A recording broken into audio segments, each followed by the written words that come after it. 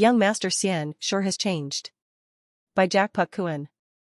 Xian Qigong was a typical Xianxia young master, arrogant, narcissistic, and cruel. Well, I guess he wasn't so typical, because even his own family couldn't tolerate him.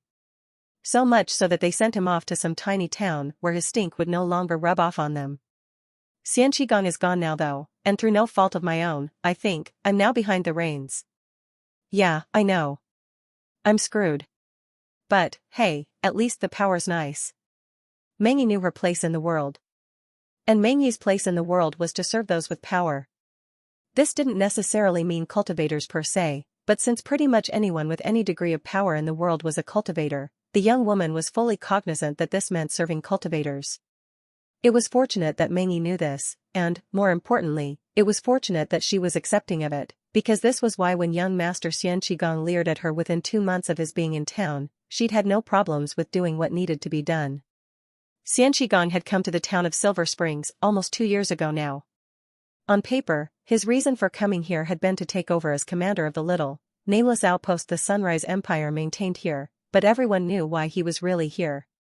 See, Xian Qigong was the 7th child and 2nd son of the wealthy Xian clan all the way down in the capital.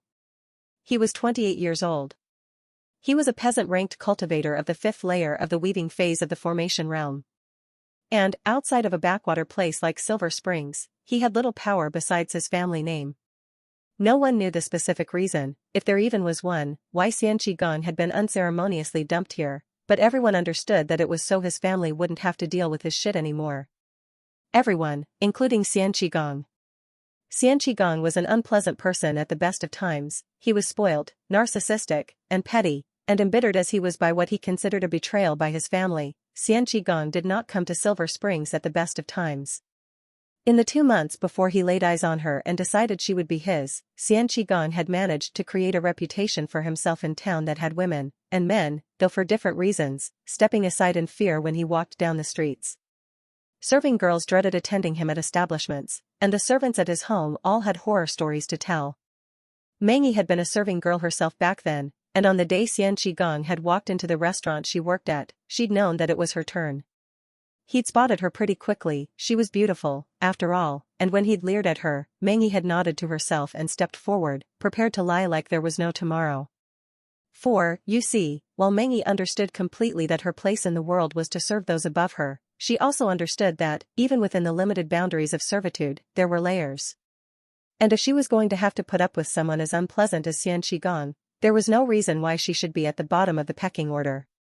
Mengyi had ended up in Xian Qigong's bed that night, and as she'd been prepared to do, she lied her ass off.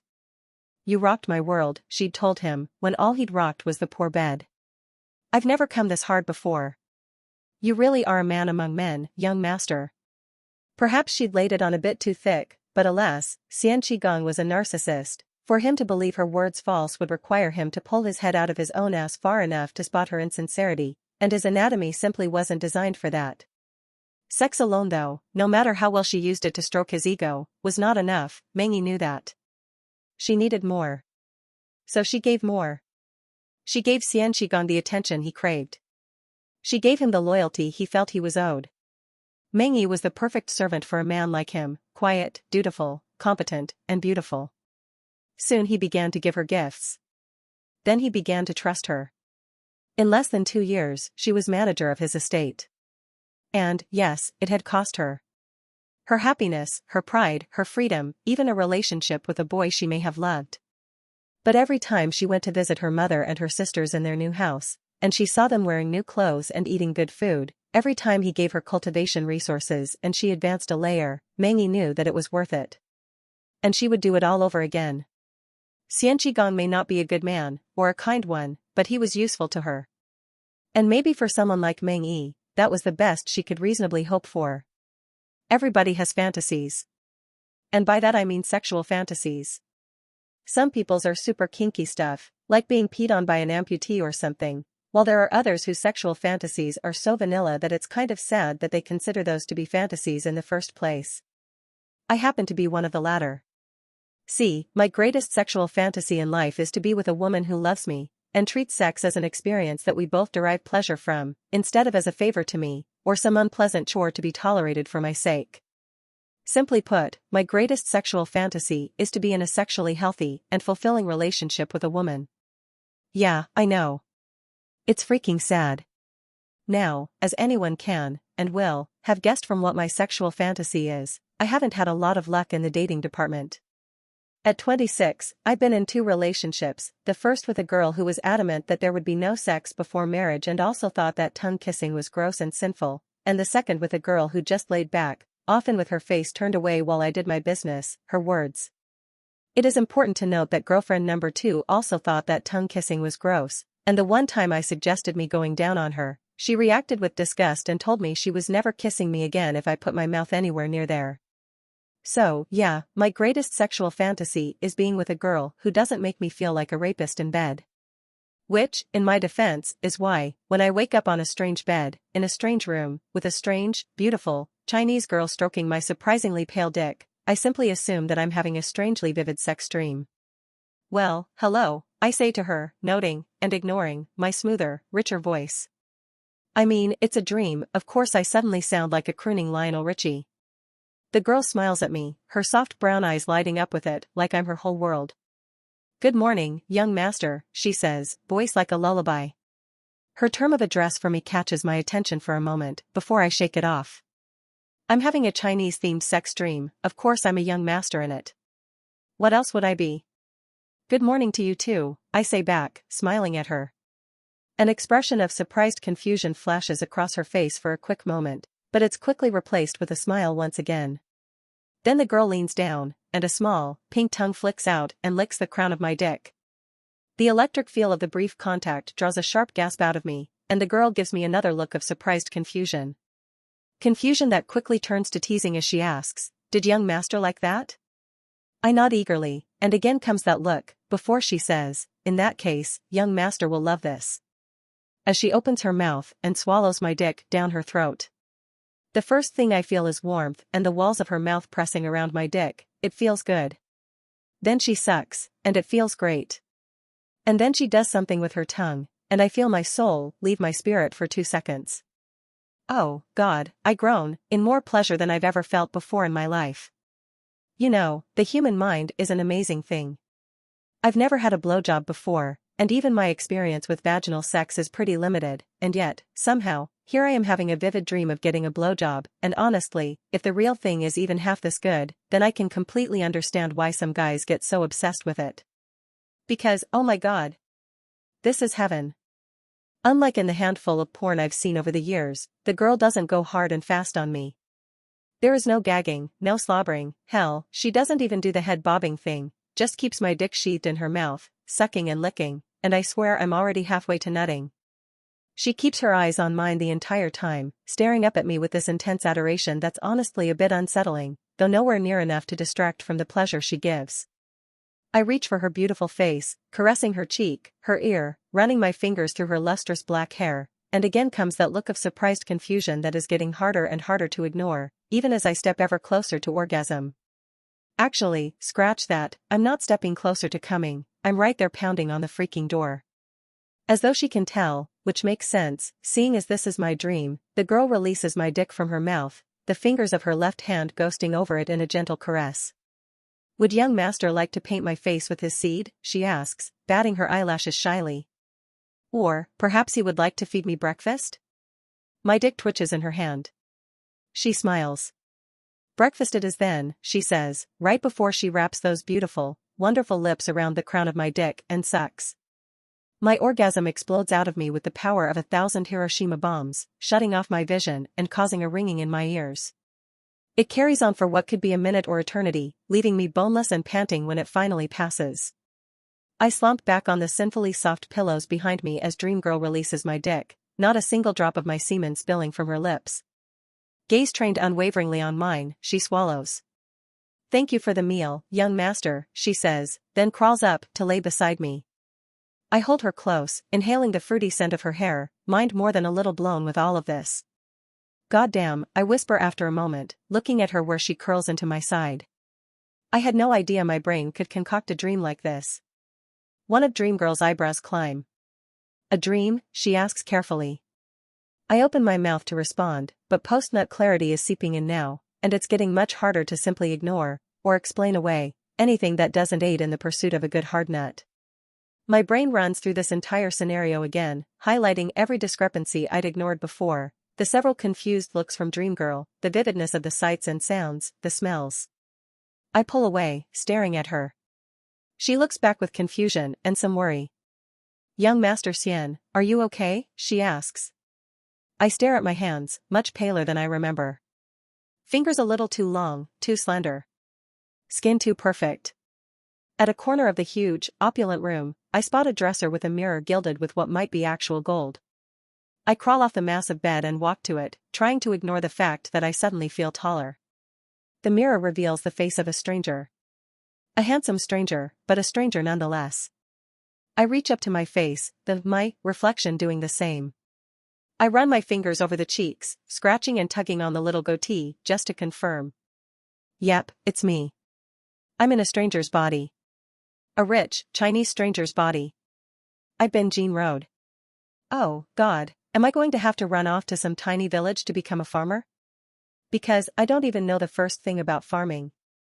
And Baida is great and all, but I don't want a chicken for a friend. Young master, what's the matter? Definitely not, a dream girl asks, drawing my attention back to her. She's left the bed too, staring at me worriedly from a few feet away. Seeing her on her feet now, I can't help but notice how short she is, 5'2" at most, and the expression of confused worry on her face suddenly makes her look so young, like a tea. Oh, God. How old are you? I ask with trepidation. The question throws her off for a moment, but she recovers quickly, bowing slightly and answering, I celebrated my 19th birthday 2 months ago. Young master gifted me a moonlight clover. Her head comes up and she eyes me in perplexity. Does young master not remember? Oh, of course I remember, I say, trying to laugh it off, while hiding my relief to the fact that shoved my dick down a miner's throat hasn't been added to the list of insanity in my life today. Don't mind me, I add, just had a momentary brain fart. 19-year-old not a dream girl looks at me oddly. A brain fart, she asks, testing out the words like they were unfamiliar. Oh, crap, they don't say that here? Shit. I need to get out of this conversation. Stat. I need a bath, I say, going with the first thing that comes to mind. The girl blinks at my declaration, then she nods. Of course, young master, she says. You have the meeting with the Ping matriarch at the 9th hour. A flash of panic hits me. Oh, right, the meeting with the Ping matriarch. How could I forget? Say, what was it about again? If it's nothing important, I'm faking a stomachache. The girl stares at me in disbelief. Your betrothal, she says like it should be obvious. I blanch. Right. I swallow. My betrothal. I laugh awkwardly. Can't miss that. And then the girl says words that really scare the crap out of me. Who are you? She asks. Because you are not Xian Qigong. And then the girl says words that really scare the crap out of me. Who are you? She asks. Because you are not Xian Qigong. My immediate instinct is to lie. Bluster and hope that I can convince this girl who clearly has history with this unfortunate Xian Qigong chap whose body I've shanghaied that I am him. But, as soon as the idea comes, I let it go. That's a pointless endeavor if I've ever seen one. I mean, what am I going to do? Pretend to be someone I know nothing about for the rest of my life? How would I even manage that? It took this girl all of 2 minutes to see right through me, how long would it take others? Not to mention, Xian Qigong has a betrothal he has to get to. What, am I going to marry his wife too? Which, speaking of, why does this guy have a 19-year-old who wakes him up with blowjobs when he has a betrothal lined up? Is this just that kind of place, or is Xian Qigong just that kind of guy? No matter, I decide after a moment. That's not important, the important thing is, you're right, I say. I'm not Xian Qigong. Clearly, the girl says, looking me up and down. Yet, that is his body, flowing with his qi. Therefore, you are either the most incompetent body snatcher in the Sunrise Empire, or you're something else. Body snatcher? I can't help but ask, and the question only deepens the girl's scrutiny of me. Who are you? She asks again. I open my mouth to answer, then sigh and close it. Look, This will be difficult for you to believe, I say finally. Maybe even impossible to understand. I brace myself for what will probably be the most ambitious attempt at a paradigm shift ever made in this world, but I'm not from this world. I'm from a different universe. A different reality. Expected as it was, the disbelief on her face is still a disappointment. You're right, she says. That is difficult to believe. I sigh, trying to hold back my frustration. Look, I get that this must sound insane to you, I say. I mean, for a long time in my world people would definitely have looked at you crazy if you went around talking about alternate realities and other worlds, but I need you to believe me, they exist, and I really am. I know they exist, the girl cuts me off. I blink. You do? Everyone does, she says. Cultivators strive their whole lives to ascend to a higher plane of existence that many believe is heaven. And our lower plane has countless mirror planes, and sometimes, things do slip through the cracks both ways. Okay, now I'm confused. If you know all of this, then what's the problem? What makes my claim so hard to believe? Because, by all accounts, the creatures that slip through either way are always savage beasts, creatures so twisted by the wild chi between planes that their very existence is an abomination. And as unique as this situation is, you're no twisted abomination.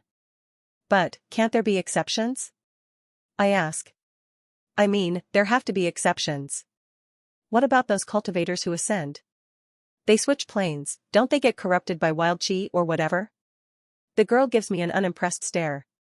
Comparing yourself to cultivators at the gates of heaven is beyond hubris. Even for you, she says. I frown for a moment at the even for you comment, before shaking it off. Well, hubris or not, I say, I must be an exception. Because, like you said, I'm not a twisted abomination, and I know for a fact that I'm not from this world. My world has no chi, no cultivators, no twisted abominations from mirror planes. It doesn't? The girl asked, eyeing me strangely. No, it doesn't. Over there our understanding of other realities is theoretical at best.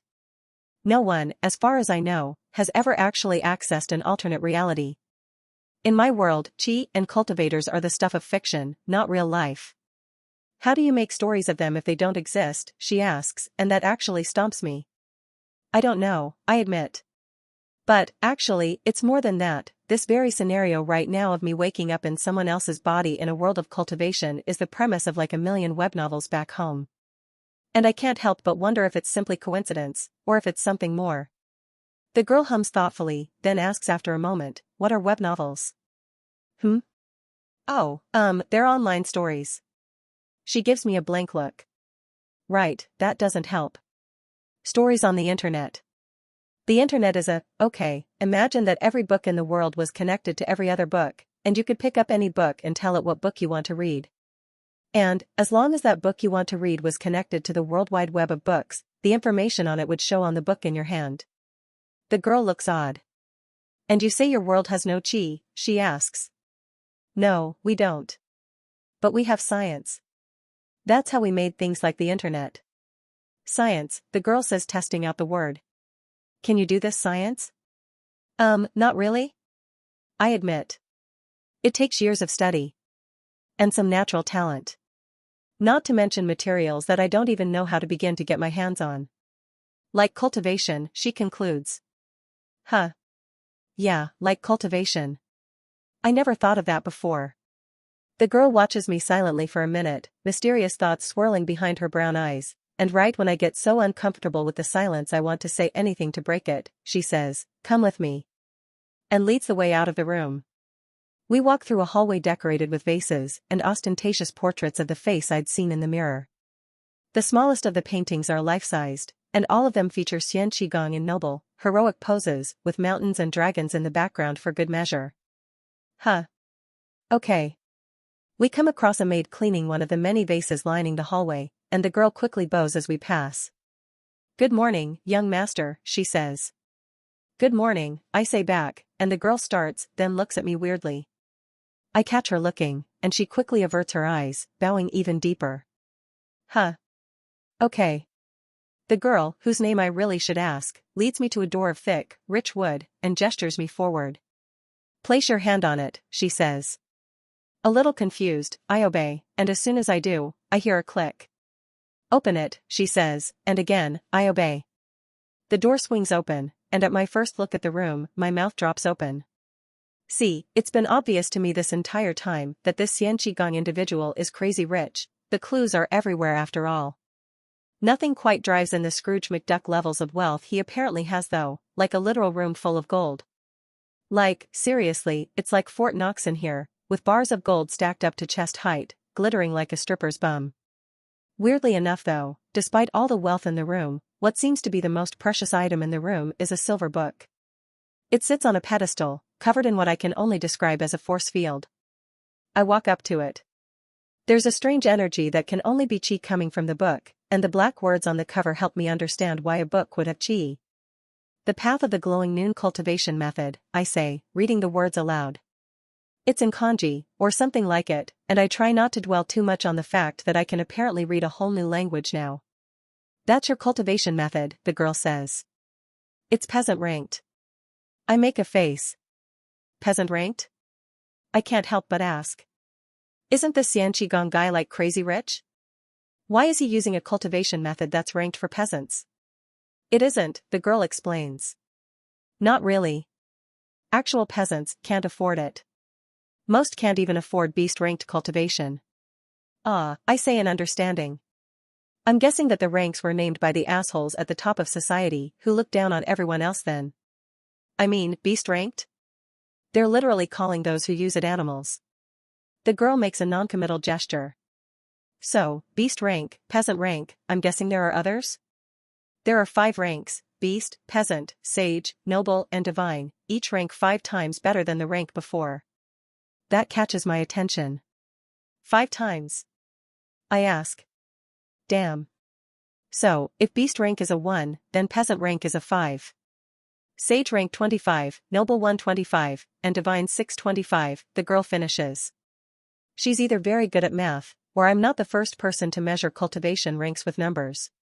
That's crazy, I say. So, one divine rank cultivator is worth 625 beast ranked ones? In principle, the girl says. Although, there aren't many divine ranked cultivators. Why? I ask. Because it is punishable by death to even look at divine ranked cultivation materials, unless you are of royal blood, or have the permission of the Sunrise Empress herself, the girl says. I shake my head. Of course it is. This is the problem with monarchies, entitled rulers. I look back at the force field protected book on the pedestal, feeling the chi pouring from it. If a peasant ranked cultivation manual feels this impressive to be around, then what would a divine ranked one feel like? I wonder. Can I touch it? I ask the girl. She shrugs.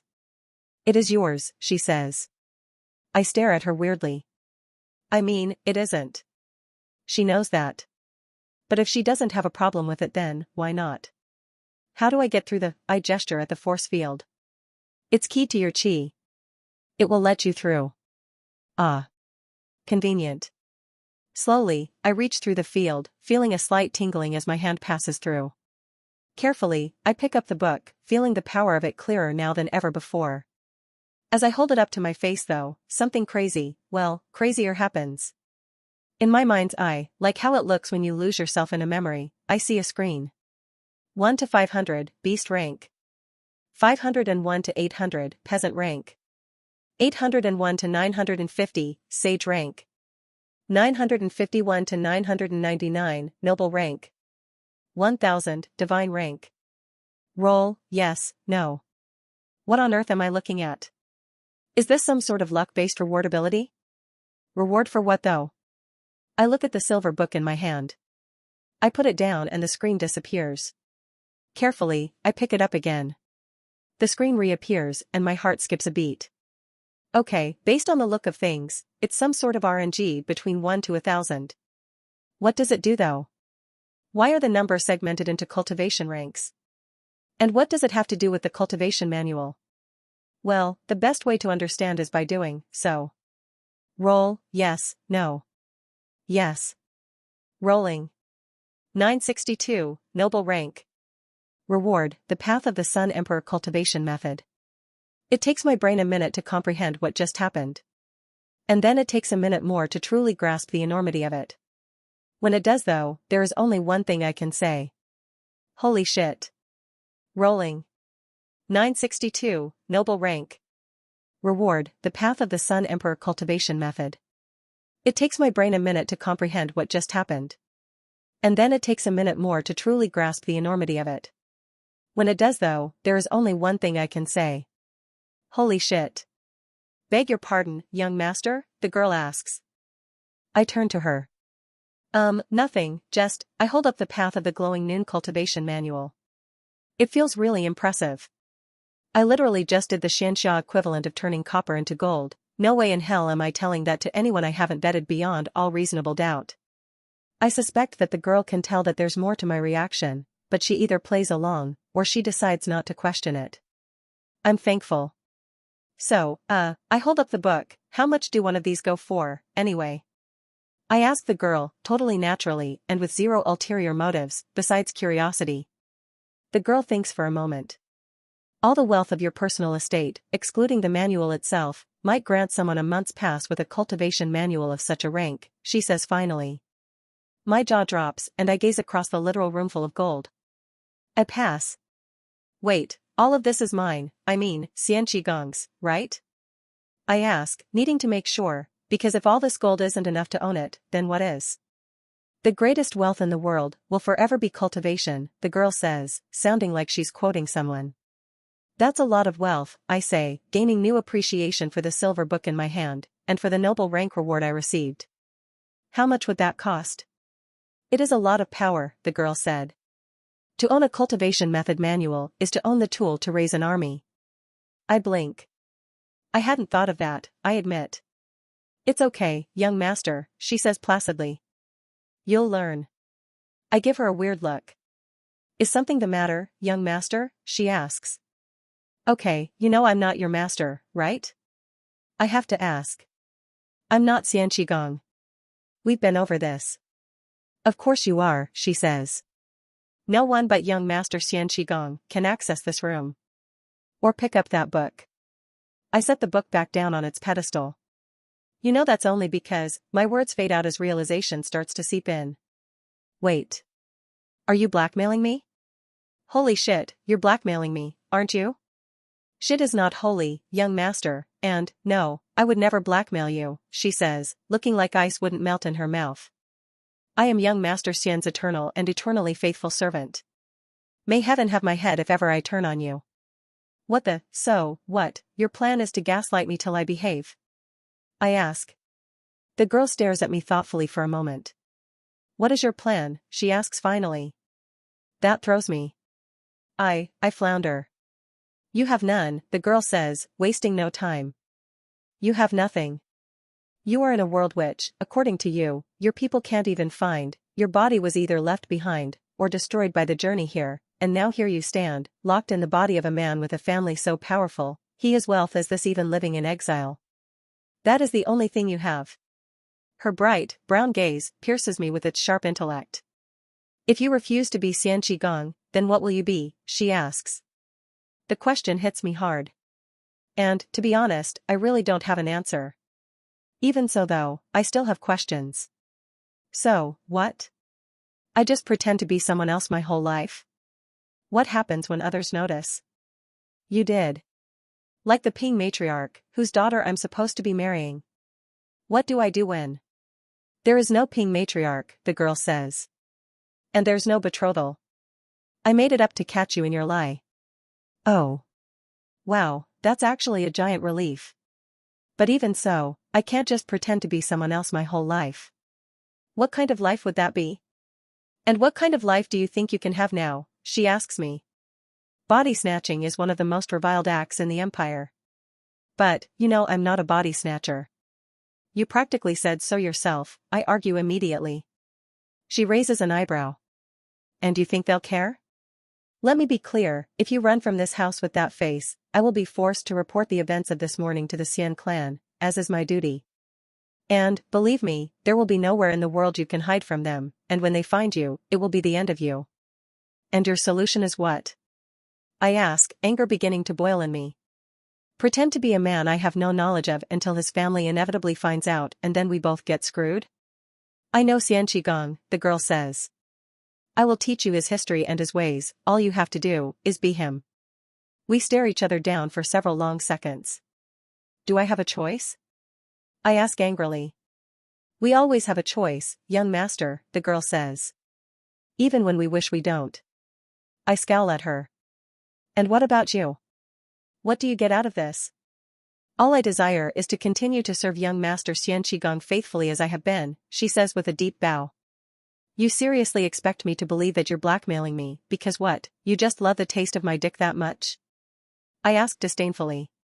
I expect the comment to get a reaction out of her, but it simply rolls off like water on a duck's back. You need me, she says.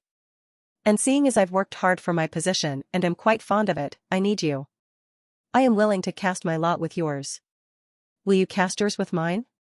She moved aside from in front of the door, which, I only now notice, she's been standing in front of this entire time. Or will you take your chances out in the world? The demand is final. This is it. I have to choose. Now or never. I almost walk out. Not just because a big part of me prefers my chances out there to in here, but also because I really don't like the fact that this girl is trying to force my hand. Blackmail is crap.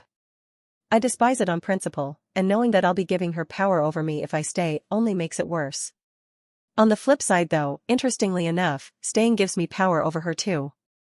If I leave now, she can simply contact the Xian clan and tell them all about the evil body snatcher who stole their son's body. But if I stay, she becomes the servant who helped a body snatcher assume Xian Qigong's life. In the end, what really makes my choice for me is pragmatism. If I run, I'm in danger. If I stay, I'm still in danger. But if I stay, I have assistance, I have wealth, I have a roof over my head, and, most importantly, with this girl's help, I might never even get caught. What do I have if I run though? Some strange power I barely understand? No, it is much better to stay. So, what? I'll be Xian Qigong and you'll be my servant? I ask. Just as we have always been, she replies. I sigh. Very well then. I step forward, holding out a hand to shake. Young Master Xian Qigong. Nice to meet you.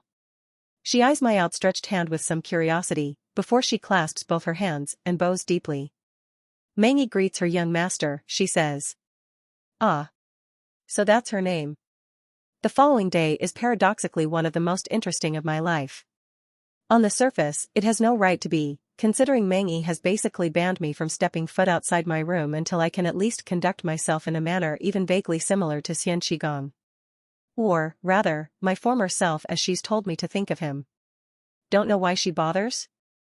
I have zero intention of being anything like that guy. Apparently, Xian Qigong kept a journal. The entries in it are sporadic at best, the last 1 week old, but what is there paints the picture of a typical young master. Which basically means that he was an awful, obnoxious, narcissistic piece of cow poop. Of course, it takes some work to decode the delusional mini-rants that is much of the journal, but doing so reveals a man so awful, even his own family couldn't stand him, which was apparently why he was all the way out here, commander of a tiny outpost nobody but the locals cared about. When I bring it up, Mangi informs me that he has, or I have now, I guess, a reputation in town so bad that most of the establishments I frequent now have mostly male staff, since the girls quit. Yeah, no, I say, I can't be this guy. You are, Mangi insists. No, I'm not, I disagree. This guy's a right wanker. God, I can't believe I'm actually glad he's dead. Have you read his journal? I ask, holding the book towards her. I'd rather not, Mangi admits, looking like she almost feels the need to draw back from the book. I give her an unamused look. Hypocrisy is not a good look on you, I say. The girl looks like she just barely resists the urge to scowl at me. You have to go back to being your old self, young master, she says. Do you not remember what we're trying to do? We must be above suspicion. This guy literally joked about crippling a guy because a girl he had his eyes on was sweet on him, I say slowly, needing her understand every word. He did it in front of her to make a point. Then he raped her in front of the guy he crippled to make another point. I shake the journal. It's all in here. Mangi closes her eyes, looking like she was familiar with the event I spoke of. Chong and Ju, she said. That happened on your second week here. No, that happened on his second week here, I correct. Because, I'm not him, and I'm not going to be. Report me to his family if you want, but if surviving in this world means I have to be a supreme tosser who goes around town looking for puppies to kick and babies to steal candy from, then, I hesitate, the weight of the declaration I'm about to make causing the words to hang in my throat for a moment. I push through, meaning every word, then I don't think I care much about surviving. Because, really, what would be the point? My family's gone. All my friends are gone. Everyone and everything I've ever known and loved is a world I can't access away. It's hard enough finding a reason to want to live, and now I have to scar myself emotionally and psychologically, doing things that will haunt me for life, for that too? Sorry to disappoint you, Meng-yi, but I'm really not that attached to living. I mean, yes, in the beginning, with all the shock and the confusion and the strangeness, I had been eager for a lifeline. Any lifeline. But that was yesterday. Since then, I've had a whole day to marinate in the reality of my situation. I've gone to bed and woken to the dashed hope of not being back in my world. Most importantly, I've come to understand just how much of a right get the person whose life I've stolen is. Suffice to say, yesterday me was an idiot. He had no idea what he was talking about, and he really should stop writing checks with his mouth that future me has to cash. Meng-yi stares at me for a long moment, a complicated cocktail of emotions stirring her features, then, finally, she rises and leaves the room, the door closing gently behind her. I sigh, laying back on the sinfully soft bed. Tosser he may be, but Xian Qigong has a bed fit for an emperor. Wait, emperor. The word tingles at a memory from yesterday, of the reward I'd gotten from that strange rolling power I'd used on the cultivation manual Meng-yi showed me. I'd half forgotten about it until now, because Meng-yi had been with me almost the entire time. And when she wasn't with me, she'd left me with books to read, a Qi primer and Xian Qigong's diary. The Qi primer had actually been a fun read, and had taught me quite a bit about Qi and cultivation. Some of what it taught were either things that Meng-yi had already told me during my exhaustive questioning of her, or things that I was already expecting from my experience with Xianxia web novels, but I'd read the book cover to cover in one sitting nevertheless. That was yesterday, and after dinner, which Meng-yi had brought to the room, we'd had a conversation late into the night talking about cultivators, cultivation, power levels, and even a little geography. I'd gone to sleep after that, exhausted by the madness of the day, and it was when I woke up this morning, a couple hours ago, that I'd decided to check out the journal. I rather wish I hadn't. Presently, my remembrance of the Noble Rank Manual brings the item back to mind. Literally. As in, I can see its name in my head. The Path of the Sun Emperor Cultivation Method. Okay, I mutter to myself, so, I know it's there, but how do I? Apparently, my desire to get the object is enough, and a book of the deepest royal purple, the same size as the only other cultivation manual I've seen, appears out of thin air and lands on my chest. Immediately, I feel its power. Similarly to the Path of the Glowing Noon manual yesterday, this manual exudes Qi too. Unlike that manual, however, the Qi emanating from the Path of the Sun Emperor is so thick and powerful that it damn near steals my breath away. The purple book sits on my chest. Hot. Heavy. Like walking under the sun in oppressive summer heat. Yesterday, during our extensive Q&A session, Meng-yi had, at my request, taught me how to sense Qi, mine and that of the world around me. The sense is rather distracting, but luckily, it generally sits at the back of the mind until focused on. The Qi coming from the manual feels more powerful than that of anything I've ever sensed. And, yes, I will readily admit that I've only sensed the Qi of two people, Meng-yi and myself, but, all the same, the realization that a cultivation manual is technically more powerful than I am, is a sobering one. I pick up the book, thrown for a moment by the light weight of it. From its aura, I'd expected it to be heavy to move. Failure. Cannot roll reward item. I blink at the message. I see. Makes sense though, and to be honest, I'd rather expected it. Ignoring the message, I sit up, observing the book, reading the familiar title written out in golden kanji, or whatever they call it here, and running my fingers across the rich, thick covers. After a moment, I open the book to the first page. The pages of the book are gold, the words on them written in a bright, rich red, like blood. The letters look Chinese. No, wait, actually they look Arabic. No, they don't. In fact, they look Cyrillic script. No, these are hieroglyphs. What the hell? They're changing. Frustratingly enough though, I feel like I can understand them. Like, if I simply focus hard enough, everything will be clear. Determined, I focus on the page, pinpointing on a singular, morphing word. It changes, warps, twists, hurting my head just looking at it, but I don't give up, I focus and... The emperor stood on the path to heaven. One man facing the cosmos. He would prevail. He knew this. All he needed was his crown. It came to him, a star with the power to hold a dozen worlds in its orbit, condensed into a simple band of fire. A simple band of fire that was the totem of an emperor. He took it in both hands, feeling its power shake him to his very bones. Heavy is the crown, he said. And uneasy the head that wears it. He put it on, and his soul screamed. I come to violently, Meng Yi snatching the cultivation manual from my hands, and gently setting down the closed book on the bed beside me. What happened? I try to ask, but I don't even get out the first syllable, my body spasming too much for breathing, much less talking. Shoo, Meng Yi shushes me. Don't talk, young master. Lay back. I feel hot, I try to say, and again fail. I do feel hot. Ridiculously so. Like there's a furnace in my chest. Hot, spasming, out of breath, and with a strange sort of pain that feels not physical, Meng Yi lays me back on the bed and helps me stretch out. She picks up the cultivation manual again, staring from it to me for a moment, before she slots it into the drawer by my bed. Hold on, she says. I'll be right back. She rushes out, and I lay on the bed panting and shaking and feeling stupid.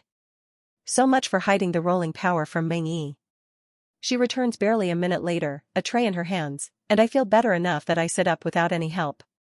Meng Yi sets the tray on the nightstand, then she hands me a small cup. That's a peasant-ranked chi pill, she explains. It will help. I stare at the smooth, round jade object in the cup. It looks more like a bead than a pill, a big bead too. There's no way anyone is swallowing that thing without some major complications. I tilt the cup, rolling the pill onto a trembling hand.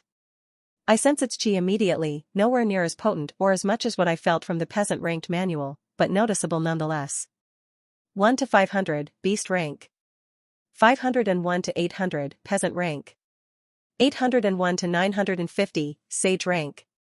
951 to 999, noble rank. 1000, divine rank. Roll, yes, no. Young Master Xian, Meng Yi calls, and I look up at her. Swallow the pill, she says. Roll, yes, no. I roll. Rolling. 490, beast rank. Reward, nil. Ah. So when I get a roll lower than the object's rank, I get nothing. Good to know. Young master, Meng Yi says again, forcefully this time.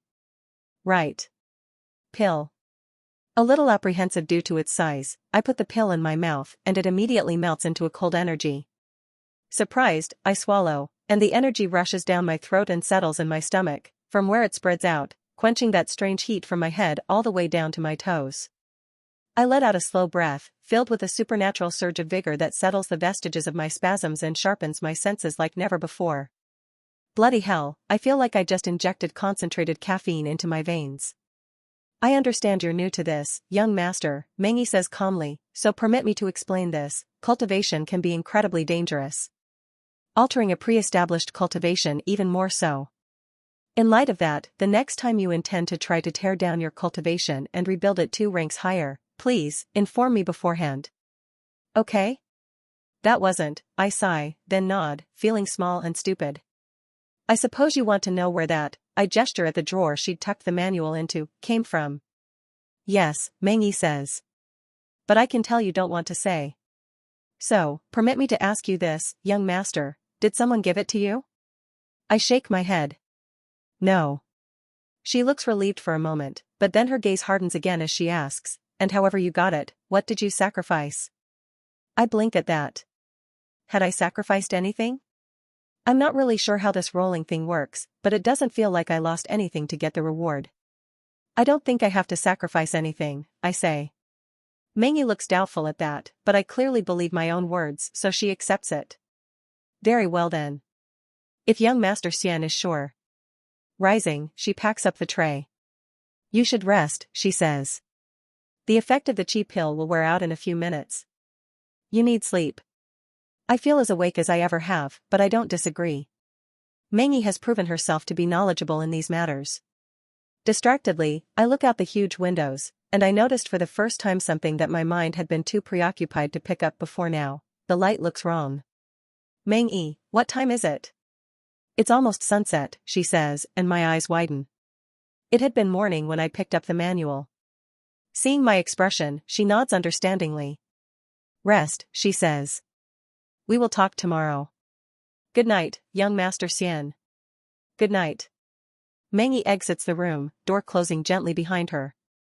Just like she said, in a few minutes, the energy from the pill begins to fade fast, and my eyelids begin to droop. I decide to lay back, and I doze off as soon as my head hits the pillow. I wake the next morning, refreshed, hungry, and to the sight of Meng Yi walking in with a small table laden with food. You have to be a mind reader, I say. You cultivated for hours yesterday and ate nothing besides a cheap pill. Anyone in your shoes would be hungry, she says.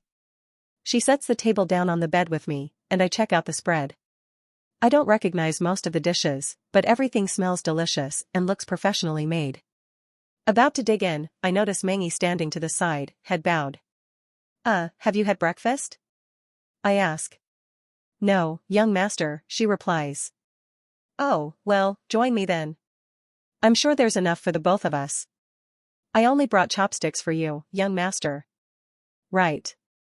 Well, can you get some more? I ask slowly. Because I feel uncomfortable having you stand there hungry while I eat. Meng Yi stares at me for an uncomfortably long time, considering the simple offer I made. Finally, she nods and walks out. A couple minutes later, she returns with cutleries of her own, and I get another stare when she sees that I've waited for her return without eating. She joins me on the bed, then clasps her hands and says with a small bow, "Thank you for the meal." Well, you prepared the meal, I say, so, if anything thanks should go to you. In that case, Meng Yi says, thanks really should go to Chef Pa. He made the meal. I blink. Wait, the chef's name is Pa? I ask. Yes, it is, Meng Yi says slowly. I feel my amusement growing. Please, don't tell me he's a chubby, clumsy guy with a heart of gold, who's really into food and martial arts. It's Meng Yi's turn to blink. Not at all. No. I tisk. Would have been pretty cool if he was though. May I ask, why? Oh, there's this really popular story in my world about this character named Pa. He was a chef too. Right up until the greatest kung fu master in all the land chose him to be the legendary Dragon Warrior. Dragon Warrior? Yeah, the Dragon Warrior is the... And, before I know it, I've launched into the legendary tale of awesomeness that is Kung Fu Panda. Meng Yi. It is a strange thing, conversing with a stranger wearing the face of someone familiar.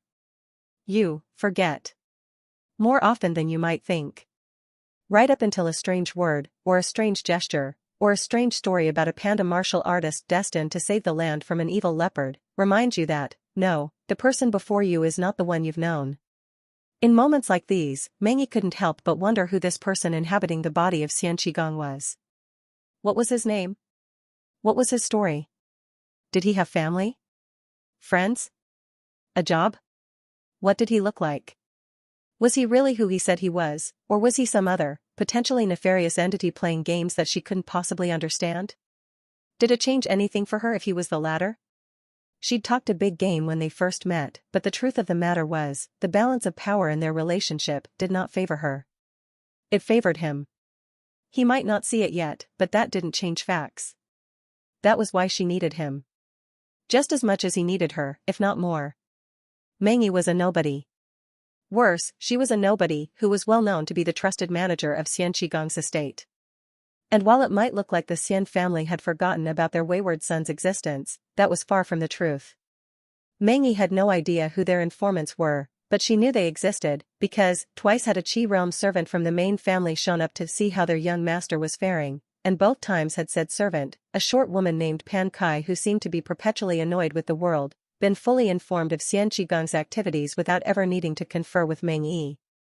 Worse, the woman had made no effort to keep from making Meng Yi aware that Xian Qigong, and herself by extension, were under surveillance. Being under surveillance by people she hadn't identified made running off with Xian Qigong's wealth a risky proposition at best. And reporting his current circumstances to his family meant giving up the position she'd sacrificed so much to get. Neither of these were palatable to her, so here she was, trying to make the most of a bad situation. Unfortunately for her, Xian Qigong, the former, was a much simpler creature to manage than his replacement. He was a self-absorbed narcissist. And what it had mostly taken to keep him on her side was to keep him well fucked and his ego well stroked. His replacement, on the other hand, was a more nuanced individual who honestly looked like he wouldn't appreciate sycophancy. The longer she knew him, the more she began to suspect that what Xian Qigong the new wanted and needed was friendship. A true companion to walk beside him. He did not know how to be waited on. He didn't want to be fawned over. He was scared, and he was lonely, and he wanted a friend. More important than what he wanted, though, was what he didn't want, and he did not want to be Xian Qigong. It had been a strange feeling for Meng Yi, seeing that face, hearing that voice, express disgust for the actions of Xian Qigong, as strange as being looked at with those eyes without feeling a strong urge to bathe. Luckily for them both, thanks to the noble rank cultivation manual he'd pulled out of somewhere yesterday, a fact she really didn't want to dwell on too much, Meng Yi had come up with a plan that just might get them both what they wanted, for her, an acceptable replacement for Xian Qigong, and for him, a reason to not have to be Xian Qigong. Xian Qigong. Despite my recounting of the first of the Kung Fu Panda movies, with many digressions to explain the myriad details of the universe and such that she doesn't understand, breakfast doesn't take too long. Since I can tell that she's not too interested in the adventures of the Dragon Warrior, most likely due to my lacking narrative capabilities, I round up the story soon enough and, after a moment of silence, ask, "What do we do now?" Meng Yi cocks her head in question. "What I said yesterday, I mean it. I refuse to comport myself in a manner befitting Xian Qigong. I can't. So, in light of that, where does that leave us?" Meng Yi says nothing for a moment, and when she finally speaks, her words sound like an arbitrary shift in the topic of conversation. Young Master Xian has always hated having peasant-ranked cultivation. He considers it to be something fit only for peasants. I blink, temporarily thrown by the randomness of the statement, but then I recover, waiting to see where she's going with this. For someone from a family with members who have royal permission to cultivate at the divine rank, he saw it as another way his family tried to keep him down and smother his genius. Meng Yi continues. I say dubiously. I'm guessing in reality, he was actually not a genius at all and was given a peasant-ranked cultivation because he simply wasn't worth the expense of anything higher. Meng Yi's only response is a small smile and a noncommittal gesture. She might as well have screamed yes honestly, because, from the little about cultivation I've learned, I know that lower-ranked cultivation resources don't really do anything for cultivators. Meaning that, if Xian Qigong's family had given him sage or noble rank cultivation, they would have then needed to also give him sage or noble rank cultivation supplies to grow that cultivation. Considering how expensive everything cultivation-related seems to be, and considering his family would rather send him off to the Bunas than put up with him, that loser is lucky he even had peasant-ranked cultivation in the first place. Anyway, the rank of his cultivation was a sore point for young Master Xian, Meng Yi continues, and being sent here didn't help. I told you about your position as commander of the outpost nearby, yes? I nod. There are maybe a dozen peasant-ranked cultivators here in Silver Springs, all of them people who might as well be paupers compared to Xian Qigong, Meng Yi says. But, no peasant-ranked cultivator got on the young master's nerves, like Vice Commander Xiaoying. She was slated to take over after the death of the last commander, a man who was her father in all but blood.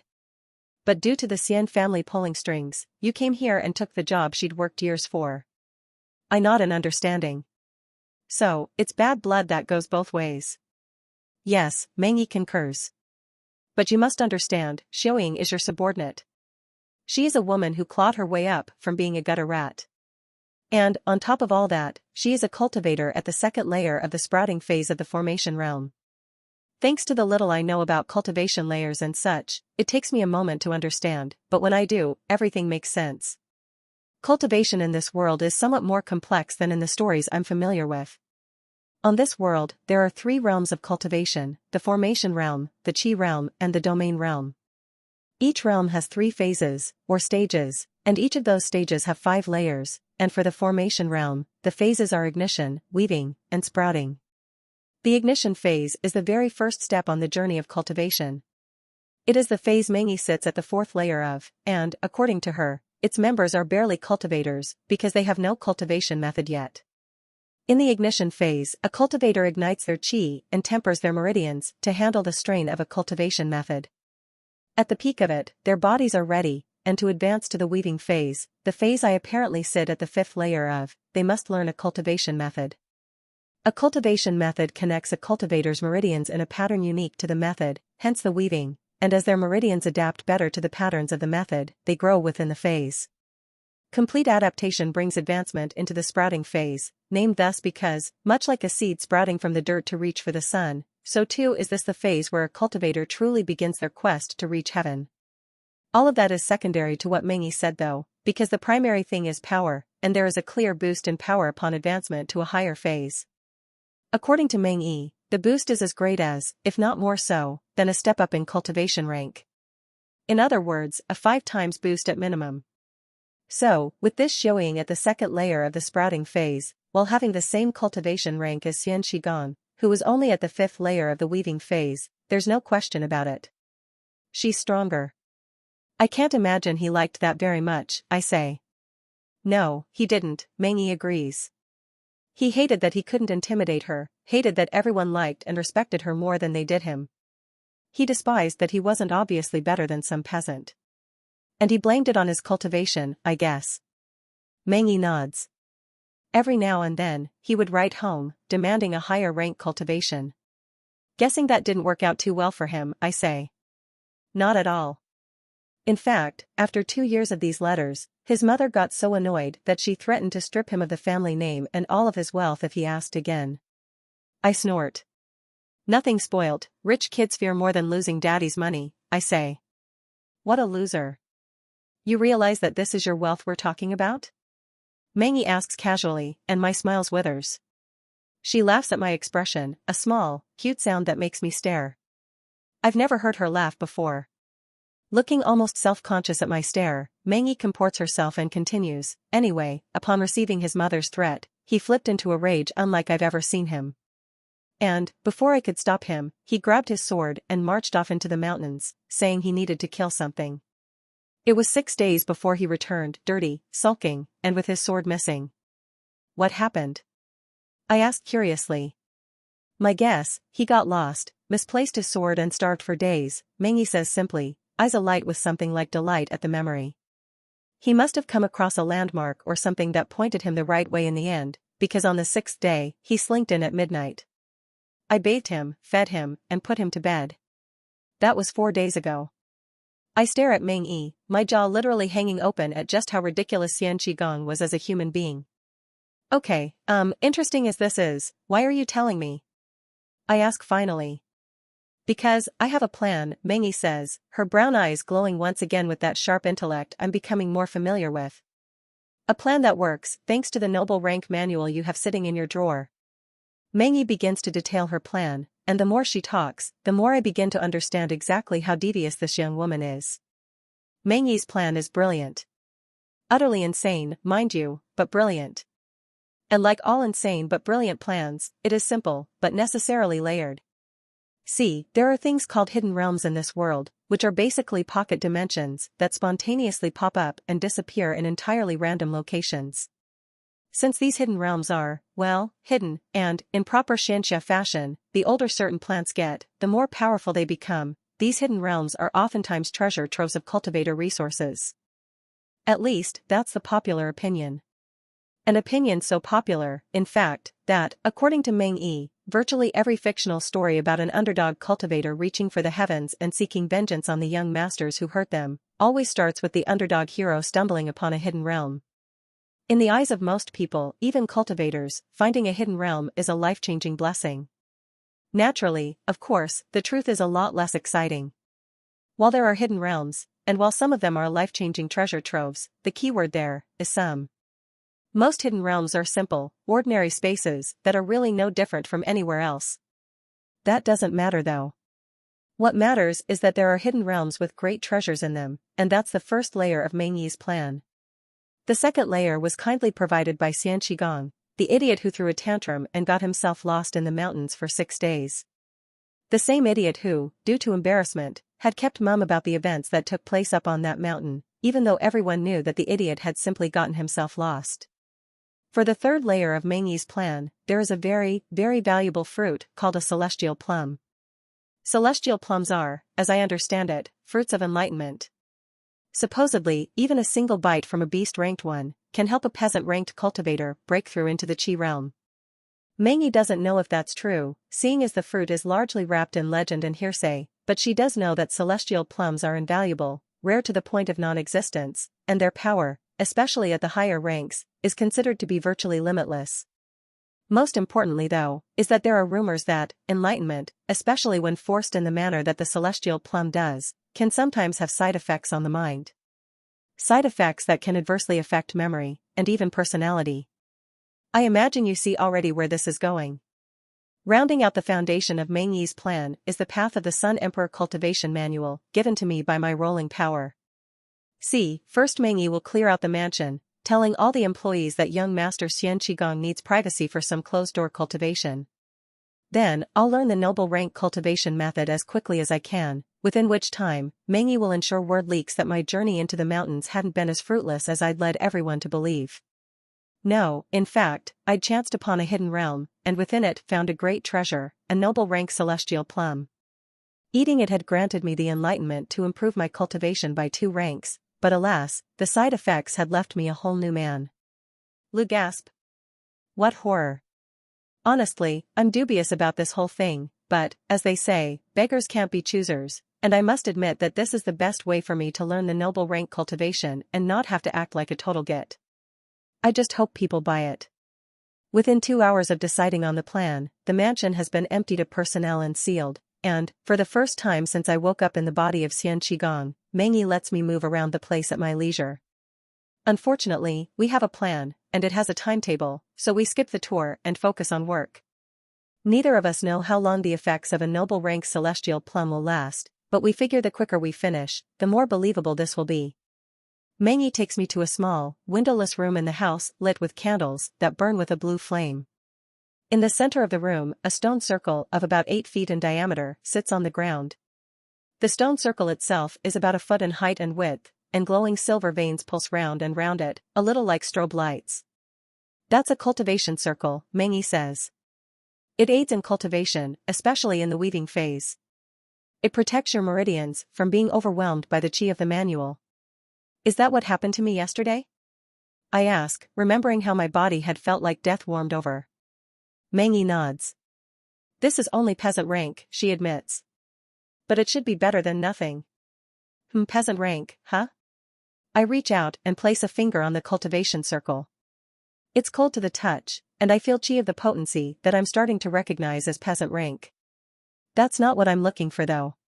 1 to 500, beast rank. 501 to 800, peasant rank. 801 to 950, sage rank. 951 to 999, noble rank. 1000, divine rank. Roll, yes, no. That's what I'm looking for. Roll, I decide. Rolling. 293, beast rank. Reward, nil. I tisk, then, curious and hopeful, try again. Failure. Cannot roll same item twice. I tisk again. Oh well, can't blame a bloke for trying. Young master? Mengyi asks curiously. Oh, sorry, just checking something out, I say. Carefully, I step over the circle and into its center, sitting down in a lazy man's lotus pose, with legs loose. I look around. I don't feel any different, I say. You're not supposed to, Mengyi says. Opening the box of peasant-ranked qi pills we'd picked up from the treasury on our way here, the box of peasant-ranked qi pills that I'd somehow missed last time I was there, likely thanks to all the gold, Mengyi picks out a single jade pill and hands it to me. 16 left, she says, closing the box and stashing it inside her robes. Let's hope it'll be enough. I roll for the pill. Rolling. 977, noble rank. Reward, noble rank, Xian refinement method qi pill. My eyes widen. Whoa. That's certainly a reward. And wait, Xian refinement method? Did my family make this qi pill? I ask Mengyi, holding up the peasant rank pill to her. Yes, she says. The Xian refinement method is the best chi pill refinement method on the market as I understand it, over 12% more effective than second best. Your mother created it 150 years ago, and it's how your family made their wealth and earned the Sunrise Empress favor. I gape at her words. Wait, so my mother is over 100 years old? I ask. The Xian matriarch is a domain rank cultivator, young master, Meng Yi says. Having a child in her second century of life is hardly noteworthy. I gape harder. I mean, intellectually, I know I'm in a Xianxia world, but to have it smack me in the face like this really puts things into perspective in ways that I hadn't considered before. Shaking off the thought after a moment, I swallow the peasant rank pill, feeling the flood of energy rush through me. Meng Yi hands me the Path of the Sun Emperor cultivation manual. I'll pull you out in 6 hours, she promises. I nod, then with an arming breath, I open the purple book and force myself to focus on the blood-red words. The following days are a blur for me: wake, eat, bathe, take a pill, cultivate, take another pill, eat, sleep, wake, rinse and repeat. From the very first session using the cultivation circle, and taking a pill before and after cultivating, I notice the difference. Peasant rank or not, the cultivation circle is worth its weight in gold, and I notice immediately that, between it, the pills, and the shorter sessions, my body is handling cultivating the noble rank method much better than in my first disastrous attempt. Well, no, actually. My body is holding up well, true, but I'm not cultivating the Path of the Sun Emperor method. In truth, I barely made any progress. And I think I know why. Session after session, day after day, I played it safe, going for 6 hours and no more, but that's not what the Path of the Sun Emperor is about. Not even close. Last pill, Meng Yi says, holding it out to me. This is the 9th cultivating session I've done. There had been 17 pills in the box when we started, and with 2 being used per session, there's now only 1 left. Well, there's only 1 pill left in the box. Seeing as I've rolled for every pill I've taken and the dice gods have been decent to me, I've actually got 10 chi pills of varying rank in whatever hammer space the rolling power stashes my rewards. Apparently, rolling the rank of the item I'm rolling for gives me an exact replica of that item, so, with my rolls so far, I now have 3 peasant rank, 3 sage rank, and 4 noble rank Xian refinement method chi pills in my reward space. I could give these to Meng Yi, but then she would want to know where I got them, and while I'm pretty sure that she'll respect my wishes if I choose not to say, I can't keep betting on that forever. Then again, does it really matter? With everything Meng Yi already knows and is helping me with, does keeping the reward power secret even make any real difference? Besides, I have a plan to ensure that this is the last session I spend trying to learn the Path of the Sun Emperor, and if I succeed, cultivation circle or not, I'm pretty sure I'm going to need a chi pill. A noble rank one, no less. Am I really going to deprive myself of something I need, something that will help my well-being, simply to hide something from someone who already knows enough of my secrets to screw me 3 times over if she wanted to? Looking at the pill in my hand, I roll for it. 1 to 500, beast rank. 501 to 800, peasant rank. 801 to 950, sage rank. 951 to 999, noble rank. 1000, divine rank. Rolling. 501, peasant rank. Reward, peasant rank Xian refinement method chi pill. Just on the mark. That's nice. I mean, it's no noble rank, but it's definitely better than nothing. I throw the pill in my hand into my mouth, feeling the familiar rush of energy it immediately melts into. Meng Yi hands me the cultivation manual. I take it. Is something the matter? She asks after a moment of me staring at her. The chi pill box, I say. Open it. She looks at me strangely, but without question, she obeys. I hold out a hand over it. Don't pull me out this time, I say. The Path of the Sun Emperor isn't something that can be learned by playing it safe. You have to commit, do or die. Through or burn. I am an emperor, and my crown is the sun. I open my hand and drop 4 noble rank chi pills into the box. I'll be needing those when I'm done, I say to the wide-eyed Meng Yi. Then, with the ease of practice, I open the cultivation manual, focus on the words, and, after what is either a minute or a century, I become the sun. Shoying. Most people don't think about it, usually because pretty much everyone they know has one, but last names actually matter. There is an expectation that every person you meet has one, even if you don't know what it is, and introducing oneself in a formal setting without adding a last name is eyebrow-raising at the very least.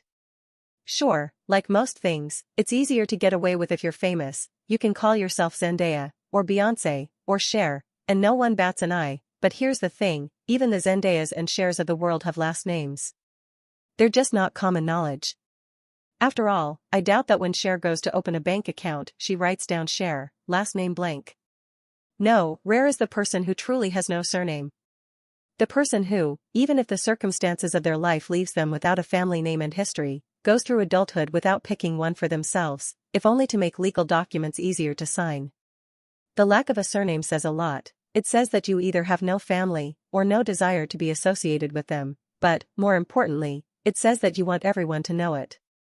And even in a world like ours that's steadily moving away from such things, the implications of being a person with no family ties still draws notice and, from some, scorn. Xian had no surname, and her world had a decidedly more backwards view of people without, or with bad, family histories than ours. Xian's lack of a surname was, as one would expect, a personal choice. There had been ample opportunity for her to pick one for herself, but Xian always refused. Some would call it pride, others stupidity, but in truth, it was mostly stubbornness. See, Xian was a gutter rat. She grew up in the slums of Rainbow City, one of the many children who seemed to sprout out of the very sewers and, all too often, wither away just as quickly, their corpses usually left to rot in those same sewers. Her birth and how she survived infancy are unknown, even to her, but what she does know is that, by the time she was 5-ish, life in the slums of Rainbow City was all she'd ever known. By all logic, Xian should have died. And, as a matter of fact, she did die. But, dead or not, Xian was stubborn to a fault. Stubborn enough that her heart resumed beating after 30 seconds of stillness as she clawed her way back to life. She was 12 at the time, and she had died to protect a loaf of moldy bread. The experience was an eye-opener for Xian. Stubborn enough to claw her way back from literal death or not, life on the streets was untenable in the long term. And, for the first time in her young, harsh existence, Xian found herself thinking beyond her next meal. She wanted more. She wanted a life. Being who she was though, Xian wasn't exactly spoiled for choice, so, as soon as they were willing to let her through the doors, she chose the one path that wouldn't see her joining organized crime or spreading her legs for men 4 times her age. Xian joined the Sunrise Empress Army. The army took everyone, even gutter rats like Xian, and, as long as you could prove yourself a worthwhile investment, everyone had the opportunity to have their cultivation ignited and funded, up until advancement into the sprouting phase. It hadn't been easy, the training, the tests, the rigorous discipline required of soldiers of the Sunrise Empress, but Xian was stubborn, and if there was one thing she knew how to handle, it was hardship. Smart enough to understand its importance, Xian traded favors with some of her fellow recruits for lessons, and so it was, that it was while in boot camp, training to prove herself worthy of becoming a cultivator on the Empire's expense, that the street rat Xian first learned her numbers and her letters. Boot camp lasted 3 months, and by the end of it, Xian's efforts had paid off, and she came out the other side to a pat on the back and the resources to get her started on her path to heaven. Things were looking up for Xian. For the first time in her life, she never had to worry about food, about a roof over her head or a bed under her back. For the first time in her life, she had people she could call friends. But then Xian made that most grievous of mistakes that someone like her, with a background so poor she had not even a surname, could make. She began to distinguish herself. It was with little things at first. She made fewer mistakes, mastered tasks quicker, showed a clear aptitude for leadership, the sort of things that, at first, even earned her the admiration of her colleagues. But then the differences began to grow, her cultivation advanced faster, she was indisputably the strongest fighter in her cultivation level, she was winning the approbation of the sergeants. Xian was standing out, and when she stood out enough for her to be rewarded with a peasant rank method upon reaching the 5th layer of the ignition phase, it became too much for some. Now, Xian was no peerless genius. Far from it. In fact, she didn't even count as gifted, but, among faceless extras doomed to a life of mediocrity, she had just enough talent to glow like the sun.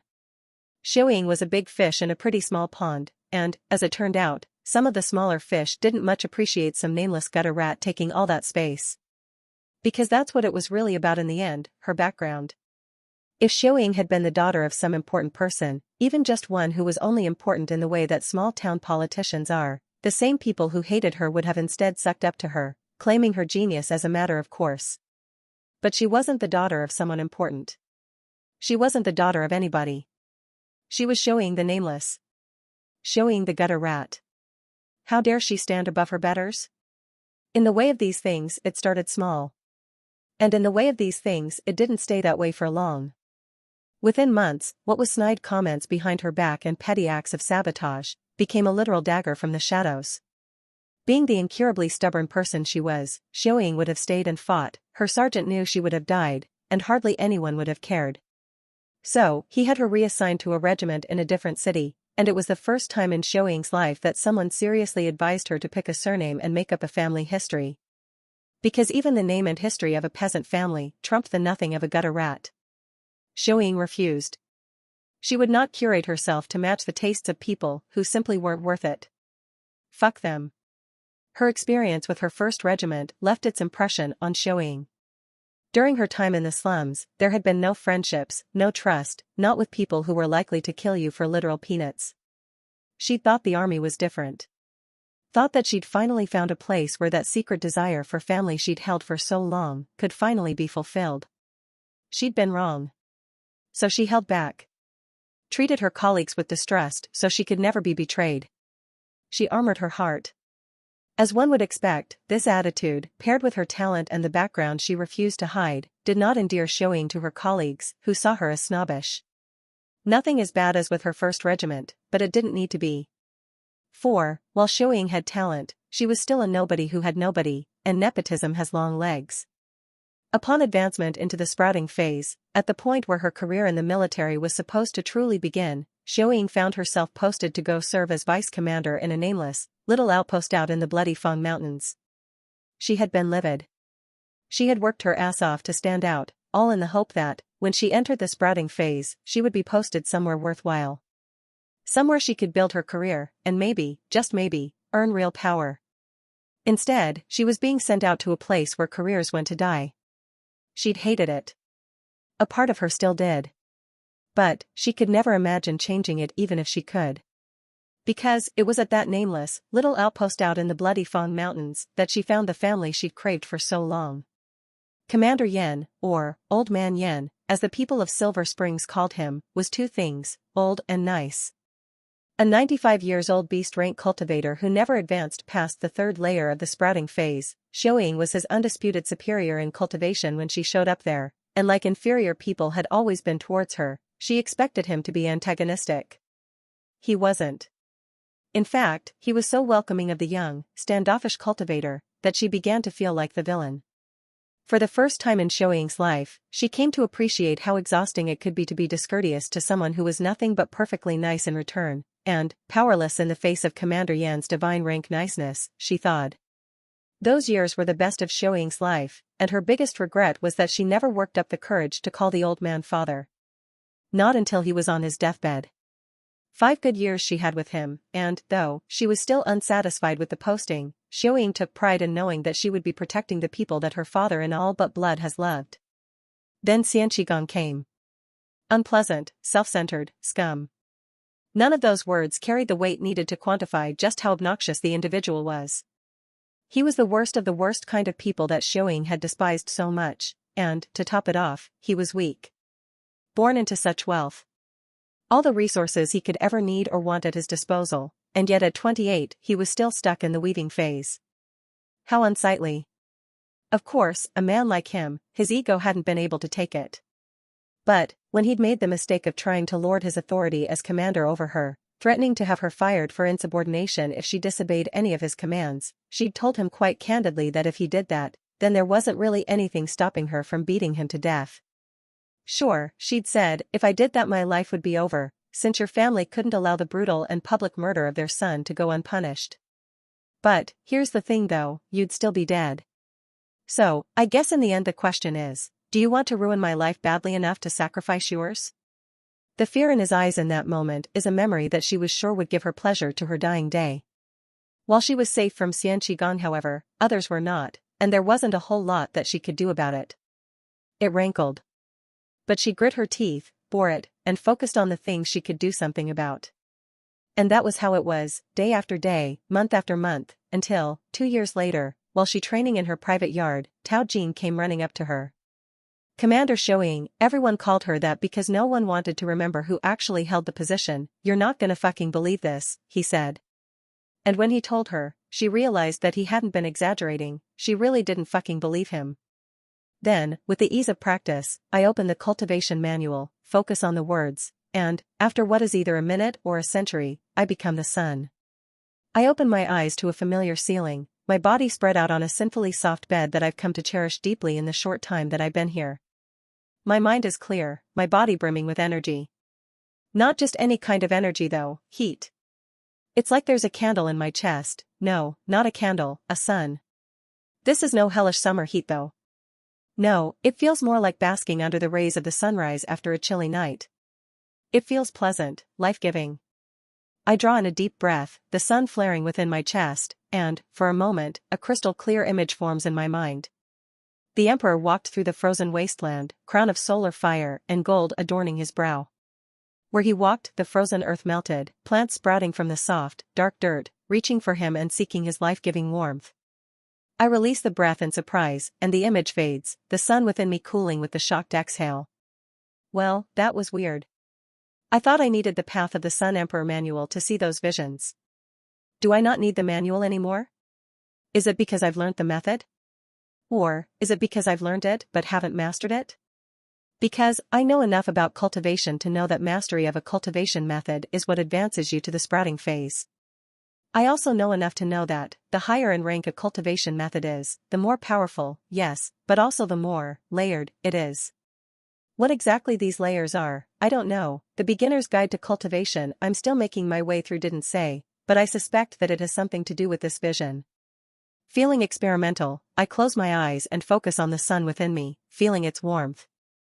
I suck in a deep, slow breath, and though the sun flares with the breath and its heat grows and flows like sunlight through my veins, I get no visions. I exhale with a frown, the sun cooling once more. Am I doing it wrong? I wonder. Again I inhale, the sun flares. No visions. Again I exhale, it cools. In again. No visions. Out again. In. Nothing but the pleasant feeling of sunlight cycling through me in a complex, beckoning pattern. Out. In. I trace the golden light with my senses, not quite vision, but 1,000 times better than proprioception. Out. In. I follow the light, weaving through, oh, this is my chi network. Wow, it's beautiful. Like an endlessly layered tapestry with a billion threads winding through and across each other in 1,000 intricate patterns. Out. In. The tapestry lights up with the sun. Golden light rushing through the threads.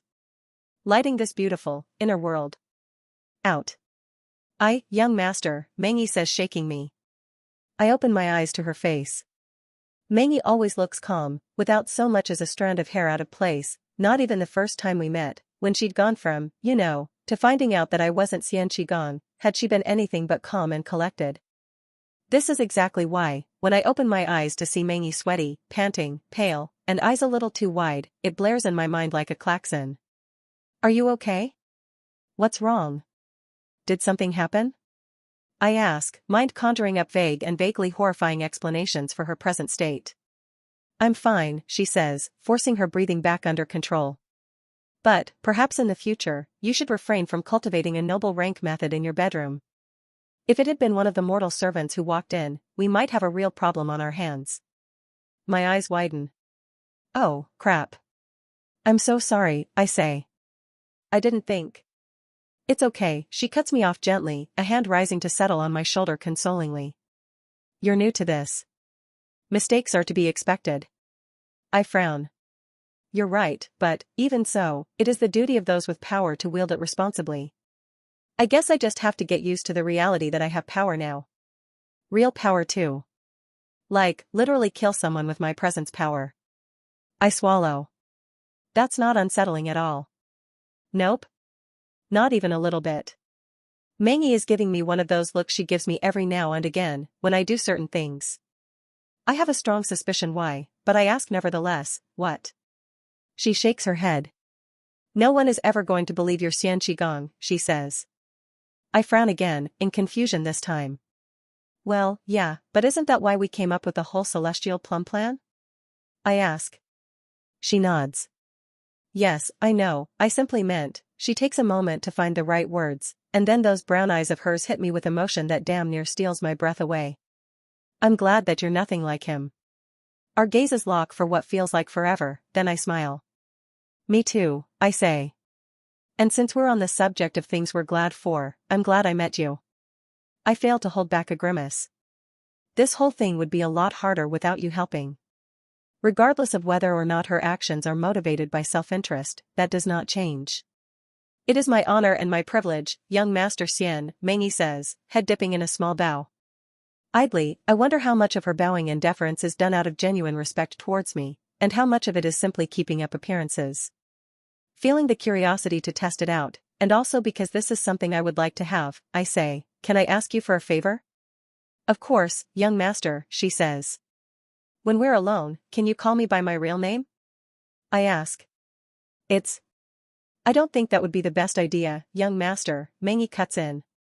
And there it is. Her reaction is unsurprising, but, I must admit, it still rankles. Is it so wrong to want something, this little thing, to remind myself of who I am? I ask. Can you tell me that in my shoes you wouldn't do the same? No, Meng Yi admits easily. And yet you ask it of me, I counter. You know why, is all she says in return. I sigh, a little pouty. I do know why. We may have found a workaround to my needing to act like Xian Qigong, but that doesn't change the fact that I still need to be Xian Qigong. I need to be able to answer if I hear his name in a public place. I need to be able to see his face and think, wow, I look tired. None of that can happen if I have someone in this world reaffirming I hesitate even to think it, my old identity, all the time. As insane as it is to think, no, the old me is gone. Xian Qigong is who I am now. Like she can see the turn my thoughts have taken, Meng Yi says, we should get you ready. I believe it's time young Master Xian Qigong was introduced to the world. I sigh again. You know that thing I said about being glad to have met you? I take it back. Meng Yi smiles. As is your privilege, a deliberate pause. Young Master Xian Qigong. I sigh once more. Heaven give me strength, I mutter dramatically. Meng Yi smiles. As is your privilege, a deliberate pause. Young Master Xian Qigong. I sigh once more. Heaven give me strength, I mutter dramatically.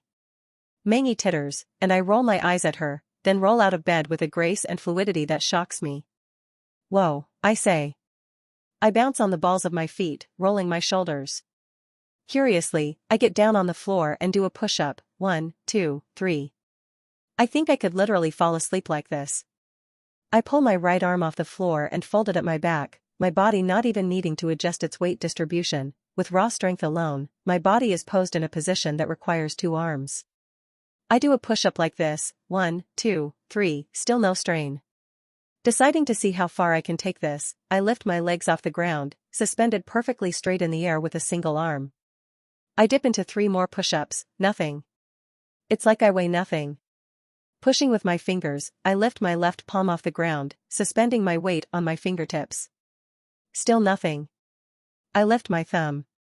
Nothing. My forefinger. Nada. My middle finger, and finally, with only the tips of the pinky and ring finger of my left hand holding up my entire body's weight, I feel some strain, but only in those fingers. Bloody hell. Xian Qigongs, my new body was always a well-oiled machine, functioning in ways that made me wonder if that is what it felt like to be an Olympic acrobat. This though, no doubt the result of my new noble rank cultivation, is some super soldier level crap. No normal human can accomplish this, and certainly not with the level of ease that I have. Having fun, young master? Meng Yi asks, and I start, catching myself before I faceplant on the ground. I rush to my feet, face red with embarrassment, and Meng Yi shoots me a teasing smile. Right, you said something about introducing me to the world? I ask, changing the topic with all the grace of a bull in a china shop. Meng Yi's smile doesn't fully go away, but she graciously lets me maintain what's left of my dignity as she rises and says, indeed, young master. A bath has been drawn for you. We walk together to the master bath, a huge room with a small pool and the usual opulence casually displayed in every corner of this house, like silver faucets, a floor to dash, the very high ceiling mirror, and the aforementioned, heated, pool that former me would probably have called a small tub or something equally ridiculous. We walk into the bathroom, two maids standing there beside two racks of towels and bathing accessories that I can't even imagine what half of them do. "Good morning, young master," the young women bow. Yeah, good morning," I say, and I notice them shoot surprised glances at Meng Yi, who replies with a look of "told you so." Ah. I see her plan is already in motion. Well, in that case, time to help it along. "So, what are your names?" I ask. The women look up at me, eyes wide, but when they meet my gaze, they quickly look down again. "This one is Fan Si, young master," the one to my left says. "And this is my sister, Fan Hai." "Sisters? Huh, never would have guessed. They look nothing alike." "Well, Si and Hai, I'm sure I've met you both before but, as I'm sure Mengi has told you, my memory isn't exactly what it once was. So, whether I've done this before or not, let me welcome you to my home." The women look astounded.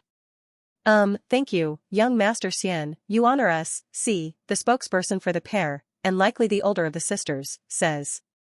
"Si, hi, excuse us, please," Mengi says, and with a bow at her, and a lower one at me, they make their exit, door closing behind them. "In 5 minutes, the whole manor will know what happened here. In an hour all of Silver Springs," Mengi tells me. "You did well. Glad I could help, fair maiden," I say, bowing graciously, and Mengi's face twists like she just saw someone murder a baby. I rise slowly. "I'm guessing it's the bow," I say, a little sheepish. Mengi nods woodenly. "Please, never do that again," she says. I nod seriously. It's a little ridiculous, in my opinion, her reacting so strongly to a simple bow, especially when she's aware that I'm not really Xian Qigong. Regardless of my feelings on the matter though, if the expert on this world's culture says not to bow, then I'm not bowing. Simple as that, I guess. Anyway, I should bathe, I say. "Not yet," Mengi counters. "You need a shave. Come." She beckons me over to the bench before the mirror, then she pulls the racks of towels and accessories over. What follows is an interesting experience. Mengi cuts my hair, shaves my beard, and then proceeds to shave the rest of me too. And by that I mean the rest of me. It's weird, and a little scary, but also, as weird as it is to admit, nice. I resist at first, of course. No one has ever handled me like that down there. And certainly not someone I've had carnal relations with. But then Mengi reminds me of my position, telling me that I'll need to get used to people waiting on me hand and foot now, and when I point out to her that there's a clear difference between having someone lace my shoes or fluff my pillows and having them shave my balls, she points out in return that I don't really have anything she hasn't seen, or handled, before. Not really having a counter to that, I give in and let her do her thing. After all, even back on my old world people get full body waxes, butthole and all, so really, this isn't so strange. When she's done, Mengi washes my hair and my back, and after measuring out all sorts of scented oils and soaps into the pool, I get in for a soak. Sitting under the hot water with only my head sticking out, I stare at the placidly watching Mengi. "What about you?" I ask. "Won't you bathe?" I hadn't meant anything by it, but when Mengi's eyebrow climbs, and she says, "Are you asking me to join you, young master?" I realize how the question could be seen. I'm about to utter a quick denial when I think about it. Why should I be the only one who gets to be naked and plucked and scrubbed and stared at? I'm the young master here, I should be the most comfortable. Not really in my nature to boldly answer yes to such a question though, I say instead, what if I am? I'm not quite sure how I expected her to react to the question, but when Mengi begins to strip calmly, I'm surprised. I don't tell her to stop though. I don't think I can. Casually, the layers of her clothing come off, discarded on the floor one by one, and soon, what has to be the most beautiful woman I've ever laid eyes on in person is standing naked before me. I think I may have forgotten how to breathe. Mengi reaches up and pulls the pin holding up her hair, and a river of lustrous black pours down past her shoulders. Slowly, she wades into the pool, towards me. I notice immediately that she isn't trying to be sexy. There's no extra sachet to her hips, no sultry eye contact. She simply is, and by God what she is so beautiful. Since that first moment waking up here, I've been distracted enough that I haven't really had to try to not think of her in a sexual way, but, right now, The memory of those first few minutes of my arrival to this world is almost all I can think about. Mangi reaches me finally, and with me sitting on the bench at this edge of the pool and her standing, my eyes are level with her plump breasts. I do one of the hardest things I've ever done in my life and lift my gaze to hers. "Well, young master," Mangi says. "Here I am." There's a look in her eyes that I can't decipher, and something about it makes my mouth suddenly dry. I swallow. "What are you doing?" I ask, suddenly uncomfortable now that she's so close I can just reach up and. "Giving my young master what he asked," she says, and with those simple words, my raging libido loses some of its steam. "And what if I asked to take you? Right here and right now?" "Then you would take me," she says, like it is a simple fact of life. Although, I suppose for her, it is. My libido loses more of its steam. "But you wouldn't really want me," I say. "You'd just be protecting your job." And therein lies the rub. I want a woman to want me. That's my desire. That's my fantasy. That's the thing that would make me so turned on I don't think even a nuclear war would distract me from shagging her senseless. Mangi's response to my words is a shrug. "People have done much worse for comfort," she says.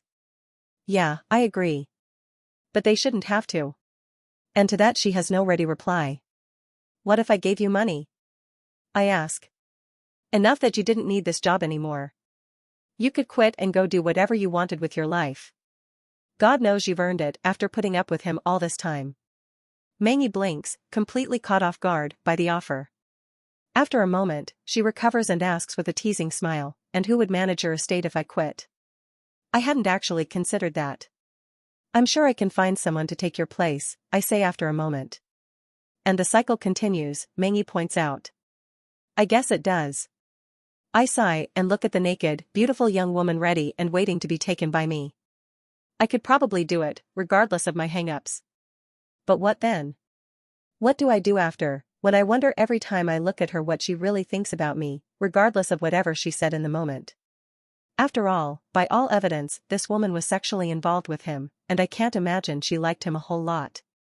Clearly, she's an expert at saying what wants to be heard. I rise from the water, my desire cooled enough that my dick now hangs mostly limp between my legs. "I think I've soaked long enough," I say, and walk out of the pool, Mangi following behind me. The man who was now Xian Qigong didn't know it, and he probably never would, but he'd just passed a test he never even knew he'd been given with flying colors. I stare at myself in the gold-framed full-length mirror of my bedroom, as Mangi finishes dressing me in fine, blue, no doubt, stupidly expensive, silky robes. You know, an asshole he may be, but Xian Qigong is an asshole whose chromosomes are arranged like a thing with impeccable arrangement. Like, goddamn, I look like a young Jet Li or something. Or, like one of those K-drama pretty boys. Hair like strands of black dyed silk, deep, dark eyes, pink, pouty lips, perfect jawline. I'd fuck me. Compared to this, the old me was an orangutan, and it's insane to think that someone like Xian Qigong could have had these looks, and then also had wealth, status, and raw, undeniable power in the form of cultivation. This world really is an unfair place. Much more so than my old one. You know, back in my old world, if a rich or important person got too uppity, you could just punch them in the face.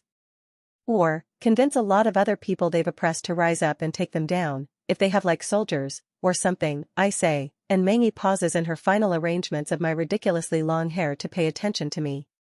"You can't do that here though," I continue, my idle thought growing into something deeper. "Cultivation changes everything. In my old world, women have been oppressed for pretty much all of our history just because men are a little stronger. And even when technology made that strength largely irrelevant, women still had to fight and claw for every bit of freedom they got. Your world will never have that. No amount of science can make a person's ability to punch away a mountain irrelevant. You will never have democracy. You will probably never even have free speech. Most of the privileges so many of us took for granted in my world are forever inaccessible to yours, and all because here the gap between those with power and those without it is like the difference between a mountain and an ant." Our eyes meet in the mirror, and Mangi and I stare at each other for a long time. Finally, she says, "It is the duty of those with power to wield it responsibly. A powerful man told me that." Then she smiles at me, and goes back to finishing up with my hair. Silver Springs reminds me of the town I spent most of my previous, life in, sizable enough in population to not really count as a small town, but far enough off the beaten path that it still somehow maintains that small townness of small towns. That's pretty much where the similarities end though, because the town I spent most of my old life in had electricity, 0 cultivators, and only like 10 Chinese people. The differences between only add to the beauty and exoticness of Silver Springs though, and it is beautiful. The Xian Manor, or whatever it's called, sits atop a hilltop, or a small mountain peak, I suppose, seeing as all of Silver Springs is located in the outskirts of the range of mountains called the Bloody Fangs, named thus, I understand, for the red peaks of the fang-shaped mountains that litter the region. Anyway, with the elevated view from the manor, it's easy to see much of Silver Springs sprawled out, rolling with the terrain out into the horizon. It is a view that I can catch, and have caught, from my bedroom balcony, but this is the first time I'm doing more than see it from afar. The walk down to the town takes almost an hour, and even before we enter the town proper, I see that Mengi had been on the money about the Fan sisters, C and Hi, when she'd said that within an hour all of Silver Springs would have heard of my new attitude, because, even though they're all trying to pretend otherwise, everyone and their mother has their eyes on me. Although, maybe that's less because they're watching for anything different about me, and more because they're watching for more of the same, I think, adjusting my outlook as I keep noticing people bow and dart way too far out of my path for it to be simple politeness or deference. The plan for today is simple: introduce Xian Qigong 2.0 to the public. For that, all we need to do is go around town, interact with people, and let them form their own conclusions based on all available information. It's why my new noble rank cultivation is so integral to the plan. If Xian Qigong had simply hidden inside for a week or two, then popped out saying that he'd found enlightenment or whatever, while acting like a brain-damaged stranger, that raises a lot of eyebrows. Eyebrows of people who might consider it in their best interest to reach out to the Xian family about the strange development with their scion. But, stepping out, acting like a brain-damaged stranger and 2 ranks higher in cultivation, well, who can argue against enlightenment then? Since, regardless of our intent, we can't exactly go parading me around town like a peacock, Mengi has decided that grabbing breakfast at a popular restaurant would be best. After that, we could visit a few stores and then go home for the day. I'm not opposed to the plan. In fact, I kind of like it, right until I pick a restaurant. About an hour after entering town, and have everyone simultaneously gawk at and avoid me, we reach a busy street filled with people in fine clothes, most of whom I can sense enough Xian to know they have to be cultivators.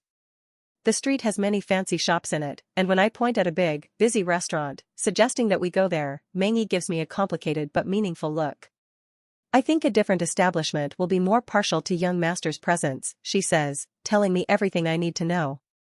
I look back to the restaurant with new eyes, wondering what I, or rather he, must have done to have him blacklisted in a way that deserves such gravity from Mengi. As though she's privy to my thoughts, a phenomenon that I'm steadily getting used to, Mengi says, "Do you remember Chong and Ju?" The names take me a moment to place, but as soon as I do, everything makes sense. Chong and Ju are the boy and girl I read about in his diary, the boy he crippled and the girl he raped in front of the boy he crippled. Right, I'm guessing either the boy's or the girl's family owns that restaurant then. Xian Qigong, you piece of pond-loving scum. Wherever you are, I hope it's hell for you. An older man who looks to be in his 60s walks out of the restaurant then, followed by 3 people, 2 women who look in their 40s, and a young man about my age. Their chi says they're all cultivators, but it has that lightness to its quality that I've come to suspect is the sign of a beast-rank cultivation. That's not the important thing though, the important thing is the raw hatred that they're all staring at me with. The street takes notice immediately, and while some stop to watch, others look like they're preparing to take off. Chong or Ju? I ask Mengi quietly, knowing she'll understand. Chang's family are farmers, she replies. I sigh. This is the girl's family then. Contemplating how best to handle this, I'm 2 seconds away from just saying fuck it and going down on my knees to beg for their forgiveness, when a voice calls out, "Senior brother Xian." Senior brother? What the hell? I turn to see the speaker, not missing how Mengi's face curls in displeasure at their arrival. My inquiry reveals a tall, and there's no polite way to say this, rat-faced man walking towards us.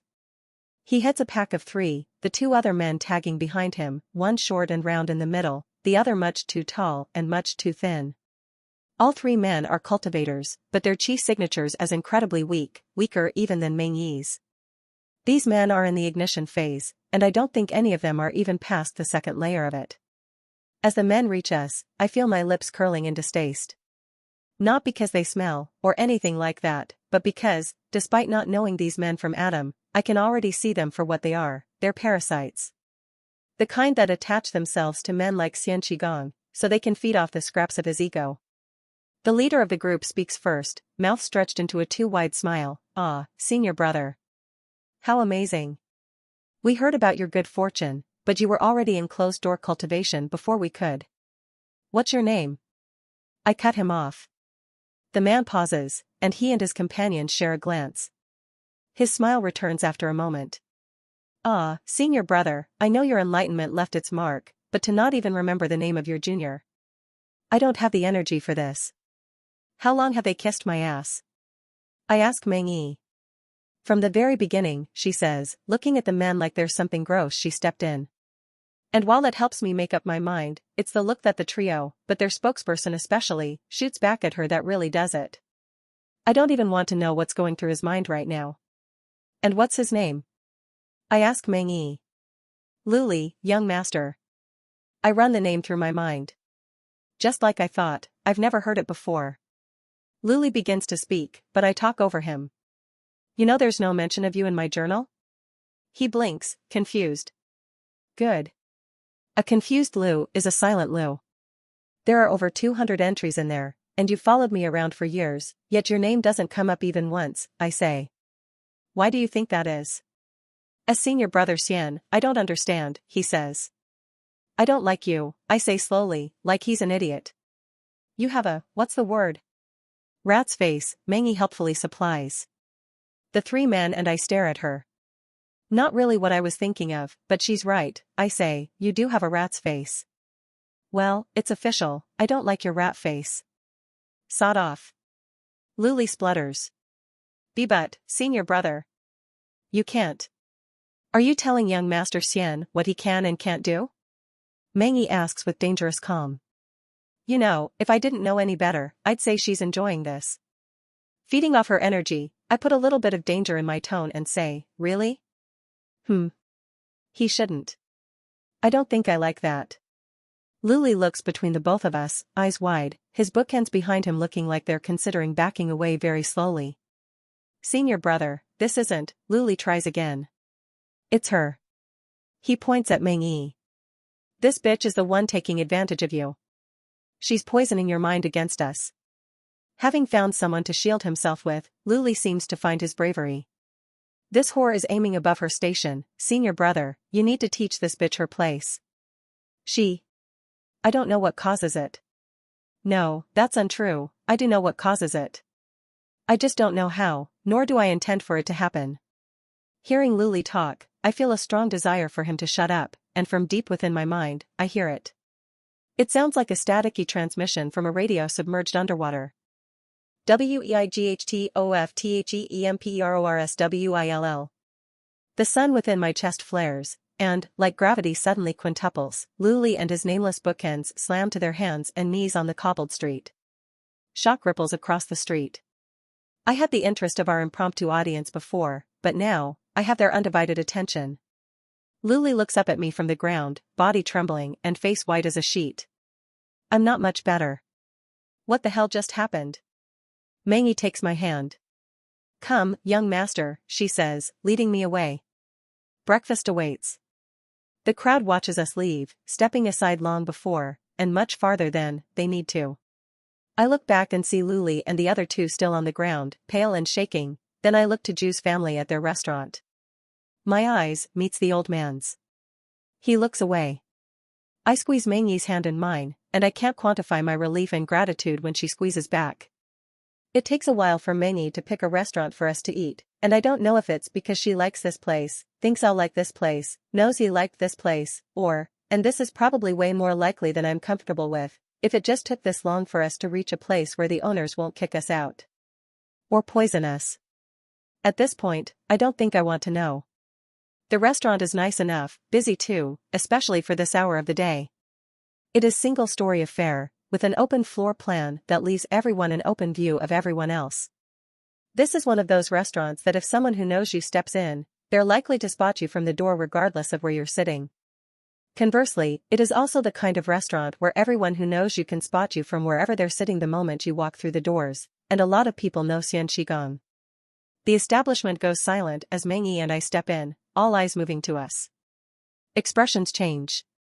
They vary enough, but the predominant reaction to my presence seems to be the curling of faces and annoyance and irritation, all mixed in with an undercurrent of tension. I suspect the sight of my face has that reaction on most people, especially when they're just trying to have a meal. A man, who I assume is the head waiter, rushes towards us. Young Master Xian. He bows. Welcome. Please, come. Let me find you a good table. One in the middle, Meng Yi says. The head waiter stares at her for a moment, then nods again. Of course, Manager Meng, he says. As you wish. We're led to a table near the center of the restaurant, all eyes on us as we sit. Some of the patrons are cultivators, all beast rank, and none, it seems to my slowly improving chi sense, higher than the third layer of the weaving phase. Do people always stare like this when I come around? I ask Meng Yi softly after the head waiter takes our order and leaves. Not usually, Meng Yi says. Though, I suppose there's nothing usual about your presence here today. She's right on that one. I can't imagine it has been easy for you, I say, being associated with me. I suspect not everyone has been understanding of your circumstances.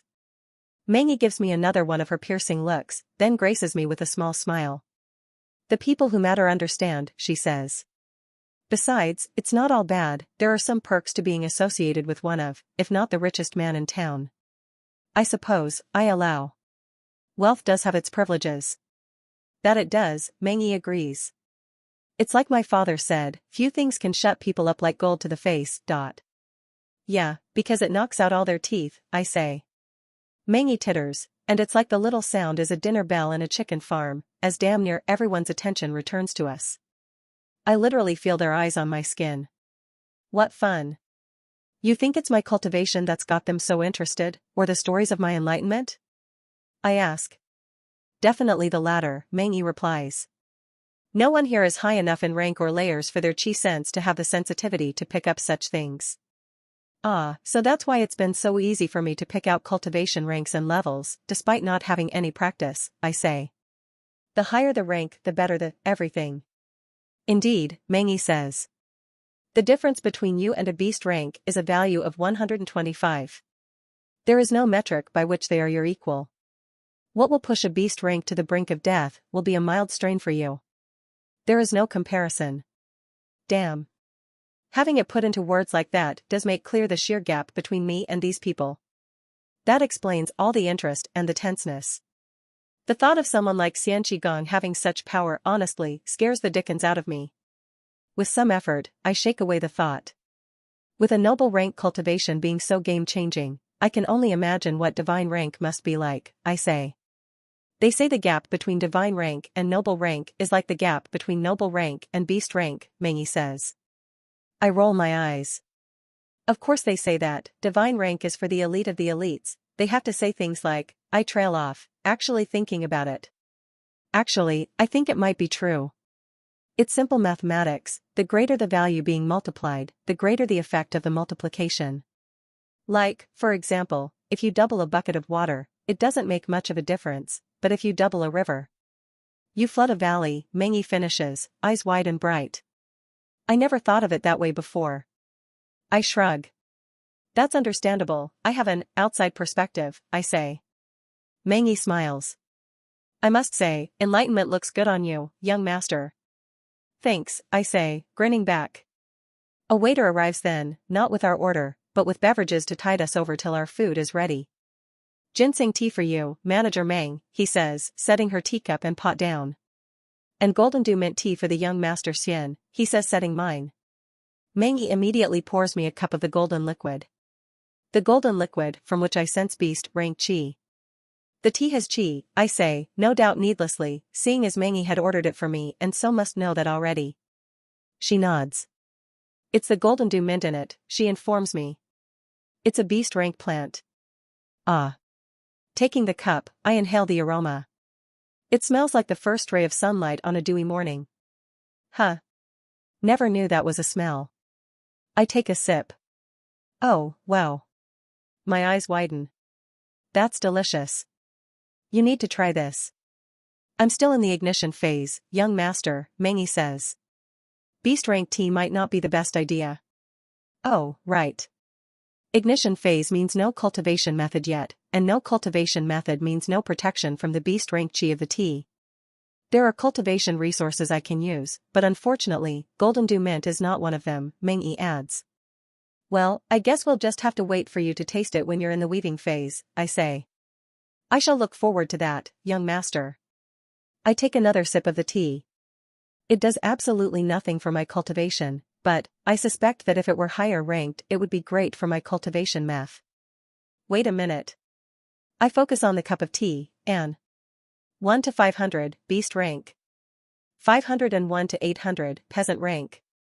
801 to 950, sage rank. 951 to 999, noble rank. 1000, divine rank. Roll, yes, no. I blink. For tea. Well, I mean, it's clearly not just tea, and my power has proven time and again to work for all things cultivation related, exclusively, so, I guess. It would actually be stranger if it didn't work, to be honest. Anyway, strange or not, roll please. Rolling. 964, noble rank. Reward, prismatic starlight dew mint tea, 134 milliliters. Oh. Okay. Definitely not bringing that out anywhere near here. I go back to sipping my tea. Our food arrives finally, and right as Mengyi and I dig in, a presence more powerful than any I've ever felt steps into the restaurant. And, while it might be egotistical to think this, I just know that this 100% has something to do with me. Much like it was when I came in, the room goes silent, and all heads turn to observe the newcomer. The person standing at the door is either a very pretty man, or a boyish-looking woman. They're tall, 6 foot at least, and dressed in fancy blue armor with gold accents and a red sash around the waist. Their hair is long, down past their shoulders, and wild, sticking out all over the place like they'd just been struck by lightning or something. All of this is secondary though to how the newcomer's fierce eyes lock onto me, and how Mengyi lets out a long-suffering sigh as they march to our table. Vice Commander Xian, Mengyi says as the newcomer pulls out a chair at our table. To what do we owe the pleasure of your company? I recognize the name immediately, the peasant rank cultivator who Mengyi had told me was the cause of much of his insecurities about his cultivation rank. According to what Mengyi said, Vice Commander Xian is a woman, and it is only now, knowing this, that I notice that the breastplate portion of her armor seems to place a bit more emphasis on the breast portion than male armor traditionally does. I've come to see the man who heaven has decided to favor, despite already giving him every advantage, Vice Commander Xian says, gaze fixed on me. It is a rather intimidating gaze. Well, there he is, Mengyi says. Feast your eyes upon his splendor. Xian shoots her a nasty look. Mengyi looks entirely unimpressed. Hi, I say, making the gesture of a formal greeting that Mengyi taught me. Nice to meet you. You're Vice Commander Xian, right? Mengyi's told me about you. The Vice Commander stares at me for several long seconds. Finally, she turns to Mengyi. Who is this, she asks. Because this is not Xian. While my heart misses a beat in my chest, Mengyi sips her tea calmly. Do your eyes no longer work, she asks. Don't play with me, Manager Meng, Xian snarls. This can't be Xian. Enlightenment doesn't do this to a person. And how many enlightened people have you met? Mengyi fires back. Xian glares silently for several seconds. Fuck off, she says finally. How mature, Mengyi says, voice laden with sarcasm. I look from one woman to the next, wondering what the hell is going on. Mengyi had never mentioned any sort of antagonism with Xian. In fact, based on what she said, it was old me who had that issue. Deciding to step in, I say, I don't really understand it myself, but I suppose that's what happens when a peasant rank cultivator eats a noble rank celestial plum. I shrug awkwardly. Xian looks at me. Then at Mengyi. Then back to me. Finally, she leans back in her seat, looking for all the world like reality just stopped making sense. What is happening right now? She asks no one. Mengyi replies, you're realizing that my young master has left you in his dust. Xian's eyes flash with determination. Like hell, she says, then scoffs. His dust. Don't make me laugh. How has he left me in his dust when his cultivation is back at the first layer of the weaving phase? Noble rank or not, I still surpass him. For now, Mangi points out. After all, like you said, he has every advantage, he's wealthy, and, as someone who has cultivated to the fifth layer of the weaving phase before, it will be easier for him to do so again, even with a higher rank cultivation. You, on the other hand, took 6 years to claw your way to the second layer of the sprouting phase. The evidence speaks for itself. Xian smiles a smile that shows too many teeth. Well, in that case, maybe I'll find a rich man to sell my body to in return for cultivation resources. I hear it's all the rage with young women these days. Wait, did she just? Oh my god, she did not just imply what I'm pretty sure she just implied. Mangi scoffs. Please, don't let that armor fool you. We all know you're as flat as a board under there. What are you going to woo a man with? Your charming personality? Despite myself, I snort. Both women's attention immediately swap to me, and being the brave, noble man that I am, I instantly pick up my teacup and take a very long sip. He's so different, Xian says. Yes, he is, Mangi agrees. He fucks different too. I spit out my tea. What? No, I wouldn't. I mean. Is he blushing? Xian asks, looking amused. Mangi hands me a napkin. Brings out his eyes, doesn't it? She asks. I snatch the napkin from her, shooting her a nasty look as I wipe up, and both women enjoy my embarrassment. Silence settles for a good, long moment, then, Xian opens her mouth to speak, hesitates, and closes it again. Is something the matter? I ask her, and she stares at me with a complicated expression on her face. I keep quiet, giving her the room to decide one way or another, and after a minute, she says, "What was it like?" Enlightenment. What is it like? Oh. That's not good. How the hell am I supposed to? No, wait. This isn't the end, I realize as, though by divine intervention, an idea comes to me. I put on an expression of thoughtfulness for a moment, actually thinking about how best to go about this. Eventually, a clear plan in mind, I wave over one of the waiters. The young man looks panicked for a moment, but before I can process that, the head waiter materializes next to me. Yes, young Master Xian, is anything not to your satisfaction? He asks. Oh, no, everything's fine, I say quickly, calming the man. The meal's great. Just, can I get chopsticks? As many as you can get me. At least 30. The head waiter doesn't even blink. Of course, young Master Xian. Right away. He hurries gracefully away. What do chopsticks have to do with enlightenment? Xian asks, staring at me suspiciously. It's not the chopsticks, I explain. They're simply a tool to show you what I experienced. Both women give me odd looks, but neither says anything else. The head waiter returns quickly, a waiter behind him carrying a tray with at least 50 chopsticks on it. I direct them to set it in Xian's place on the table, then give a polite no when the head waiter asks if we need anything else. Xian picks up one of the chopsticks, eyeing it then me. What am I supposed to do with this? She asks. I pick my own chopsticks, masking the act by taking a bite of my food. Every time I say break, snap one of the chopsticks and set it aside, I tell Xian. Xian looks at the chopstick in her hand, then at Mangi, who shrugs, then at me. And this will explain enlightenment to me? She asks. Explain enlightenment? No. Show you what it's like to experience enlightenment? Hopefully, I say. I remember the day my mom showed me this experiment. I remember the feeling it had left me with for days afterwards, how it had felt like I could suddenly see the world. See the patterns and the layers that had entirely eluded me my whole life before that moment. If I can generate even just a tenth of that feeling in Xian, I would have succeeded, I think. Do you remember the instruction? I ask to be safe. Snap a chopstick when you say break. I'm not an idiot. I nod an apology.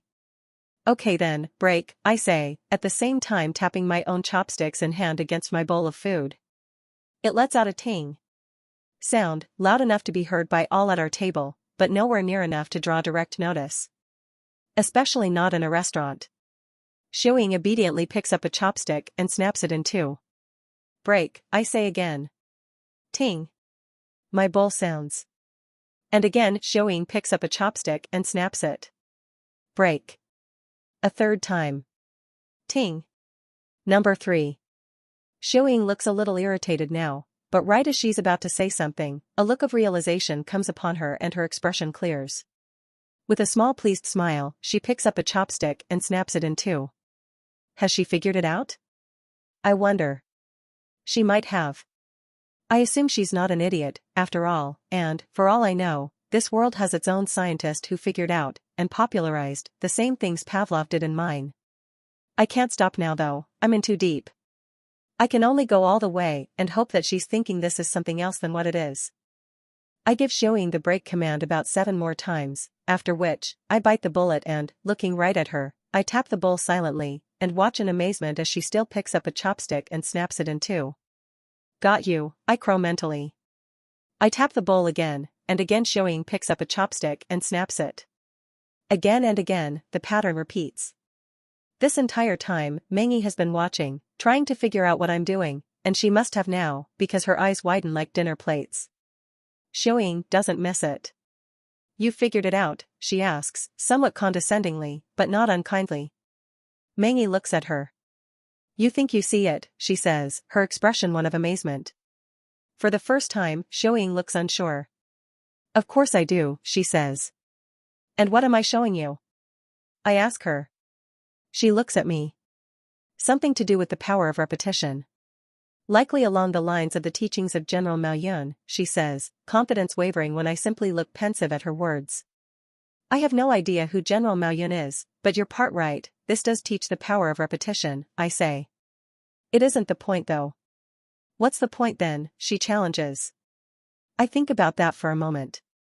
Do you remember the instruction I gave you? I ask.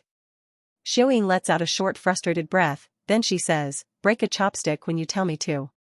I nod in agreement, then I tap my bowl, wanting to show her how she's completely missed the point, but to my utter amazement, Xian picks up a chopstick, snaps it angrily, and sets it aside. I recall your instructions, she says angrily. I blink, and Mengi lets loose an amazed, breathless laugh. Xian stares at us both, understanding now that there is something we know that completely eludes her. Xian, I say, look at my lips. I tap my bowl, louder than I have all this time. Doing nothing to mask the motion, or the act.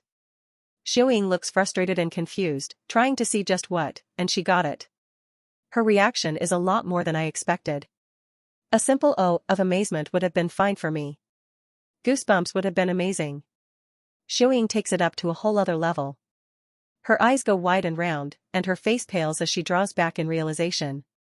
Her chi swells within her, then it shudders, dips, swells again and, with a roar like a lion or something, it bursts out of her body to wash across the restaurant in an invisible wave. Everyone stills. Some of the non-cultivators are pale and shuddering, a couple are passed out. As for the cultivators, every last one of them is staring with wide eyes. What the fuck? Mengi gapes. Did you just? She just advanced, someone says in awe. Okay, again, I ask, what the actual fuck? Mengi gapes. Did you just? She just advanced, someone says in awe. Okay, again, I ask, what the actual fuck? While everyone looks awed and amazed, or, in my case, confused, Xian looks terrible. Her skin is pale as a sheet, her forehead sweaty, and her muscles spasm as she struggles to suck in air in short, breathless gasps. Is she okay? I ask Mengi, more than a little worried. That random guy just said she advanced, but, I don't know. I thought that was supposed to make you stronger? Before Mengi can answer, someone shouts from the entrance, Commander. A man in armor, lighter and clearly of lower quality than Xian's, who looks about my age rushes to Xian's side.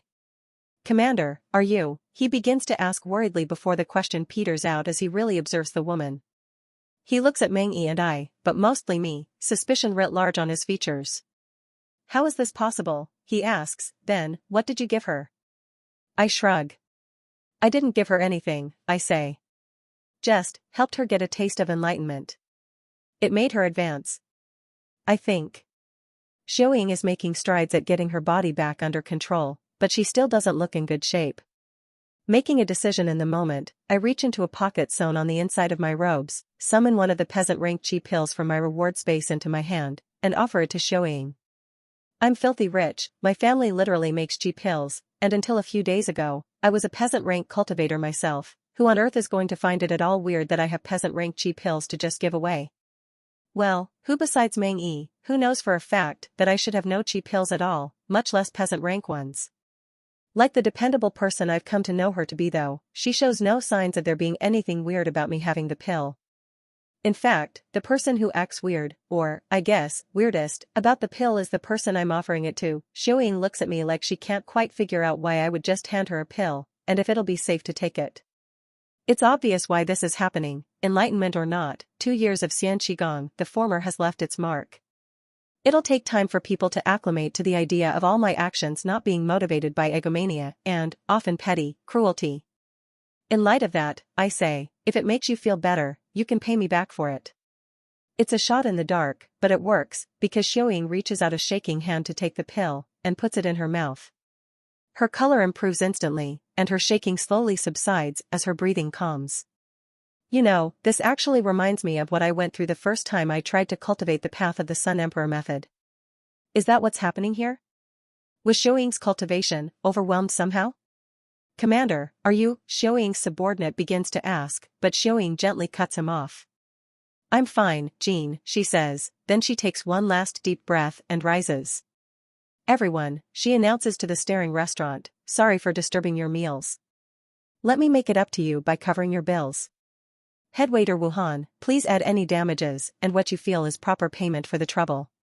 She bows, low enough that even I can tell that she's showing them great respect, or face, as I think they say around these parts, then she looks at me with a complicated expression.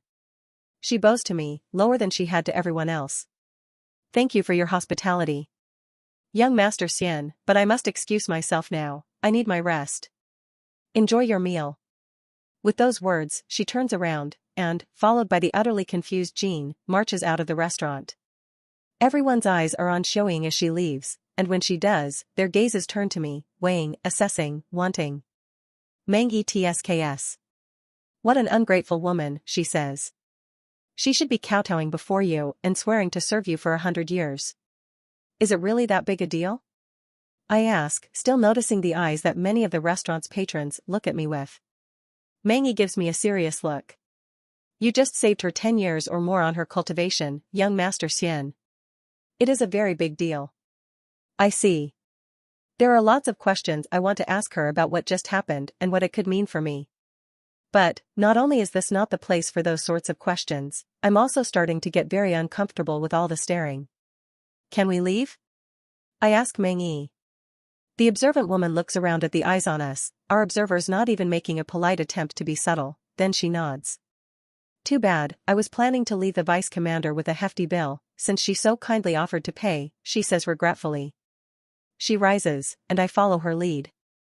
Headwaiter Wuhan, once again, materializes beside us. Thank you for the service, Meng Yi says without preamble. We'll be on our way now. The headwaiter bows. Thank you for your patronage, he says. Please, come again. We walk out of the restaurant, eyes on our backs, the whole way out. We walk out of the restaurant, eyes on our backs, the whole way out. What happened to her? I ask immediately. We're out on the streets once again. The thing with the chopsticks I did, there's nothing special about it, it's just a simple experiment from back home. Why'd it make her advance? And why did advancing make her so weak? Does it always do that? No, Meng Yi says, apparently deciding to start with my last question. Under normal circumstances, advancement is an all-around bonus.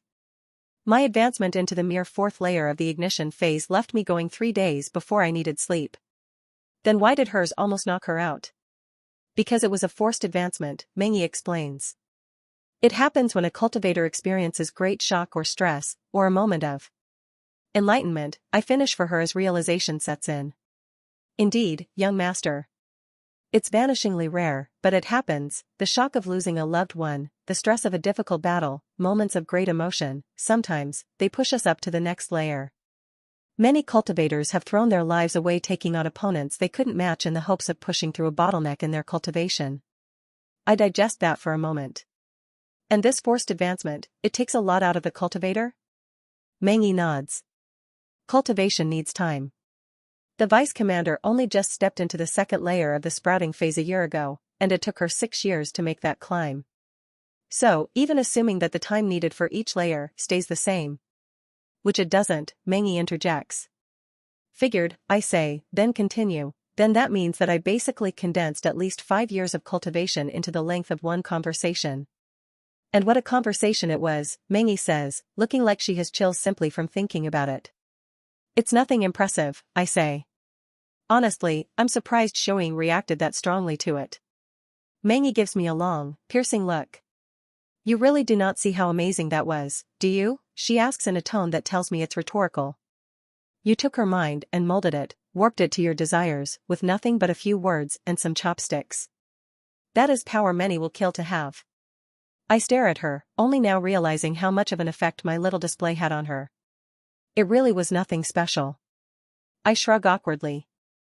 Anyone can do it, all it takes is the know-how. Besides, what I did. That was brute forcing a process that requires finesse above all things. The right look, the right words, the right actions, the right environment, long enough and you can truly have a person's mind in the palm of your hand. Meng Yi stops walking, watching me. What? I ask self-consciously after a moment. The longer I know you, the higher my evaluation of you becomes, young master, Meng Yi says. I frown. I can't tell if that's a good or a bad thing, I say. Me neither, she admits after a moment, then she smiles at me. But I like it. Meng Yi continues walking then, and after a moment staring at her back, I follow, a small smile on my own face. After what happened the last time we entered a restaurant, I decide I'm not doing it again. Since we still need to eat though, we go for street food instead, and Meng Yi takes the opportunity to show me around the town. Honestly, this is what we should have done from the beginning.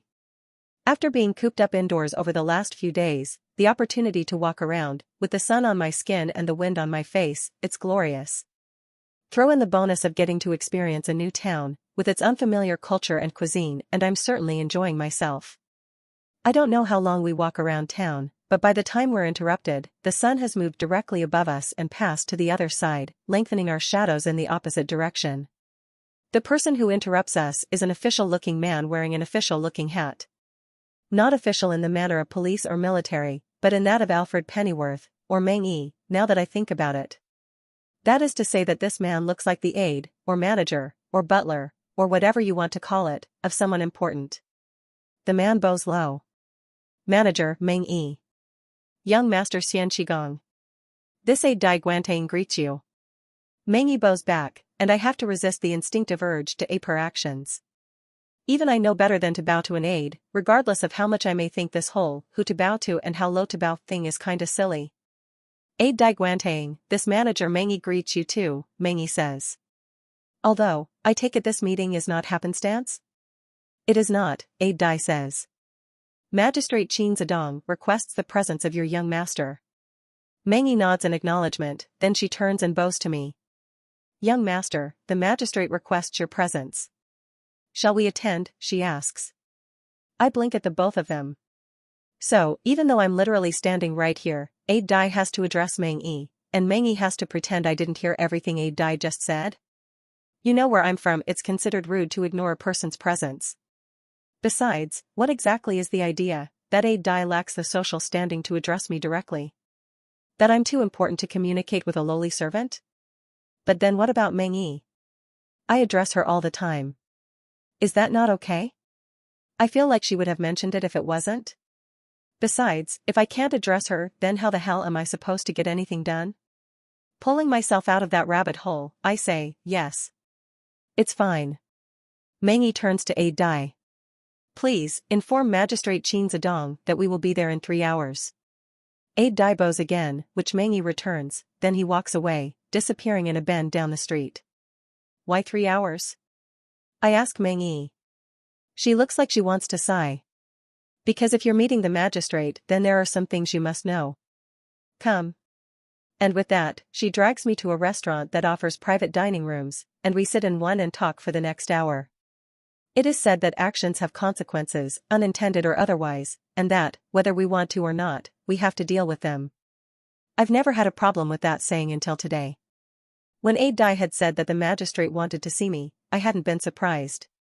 Of course he wants to see me. I'm the scion of an important family about whom there are interesting rumors going around.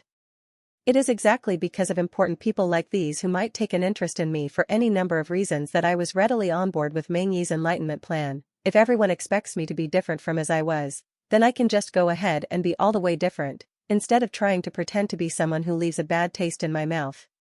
After Meng Yi gives me a little background on the magistrate though, I realize that this may not be quite what I thought.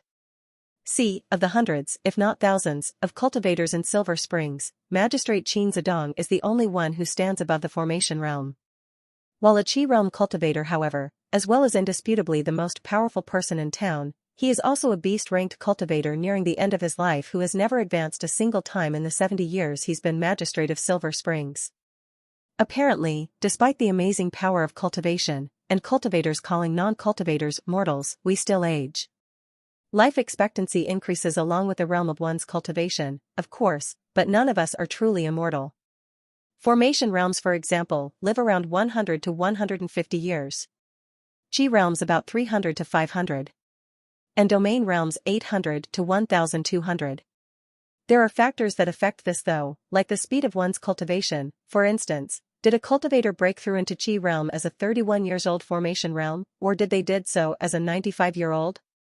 Are they a beast rank cultivator, or a noble rank one? Things like these significantly affect what end of the scale a cultivator ends up on, and seeing as it's a scale that, in the Qi realm alone, spans 200 years, it's not exactly a mystery why most would want to be on the upper end of it. Magistrate Qin Zedong is a beast rank cultivator who, as far as anyone can tell, broke through to Qi realm very late in life. And, at well into his 3rd century of life, he has been stuck at the second layer of the first phase, the vapor phase, of Qi realm for over 70 years. Simply put, this is a man who might be desperate for any opportunity.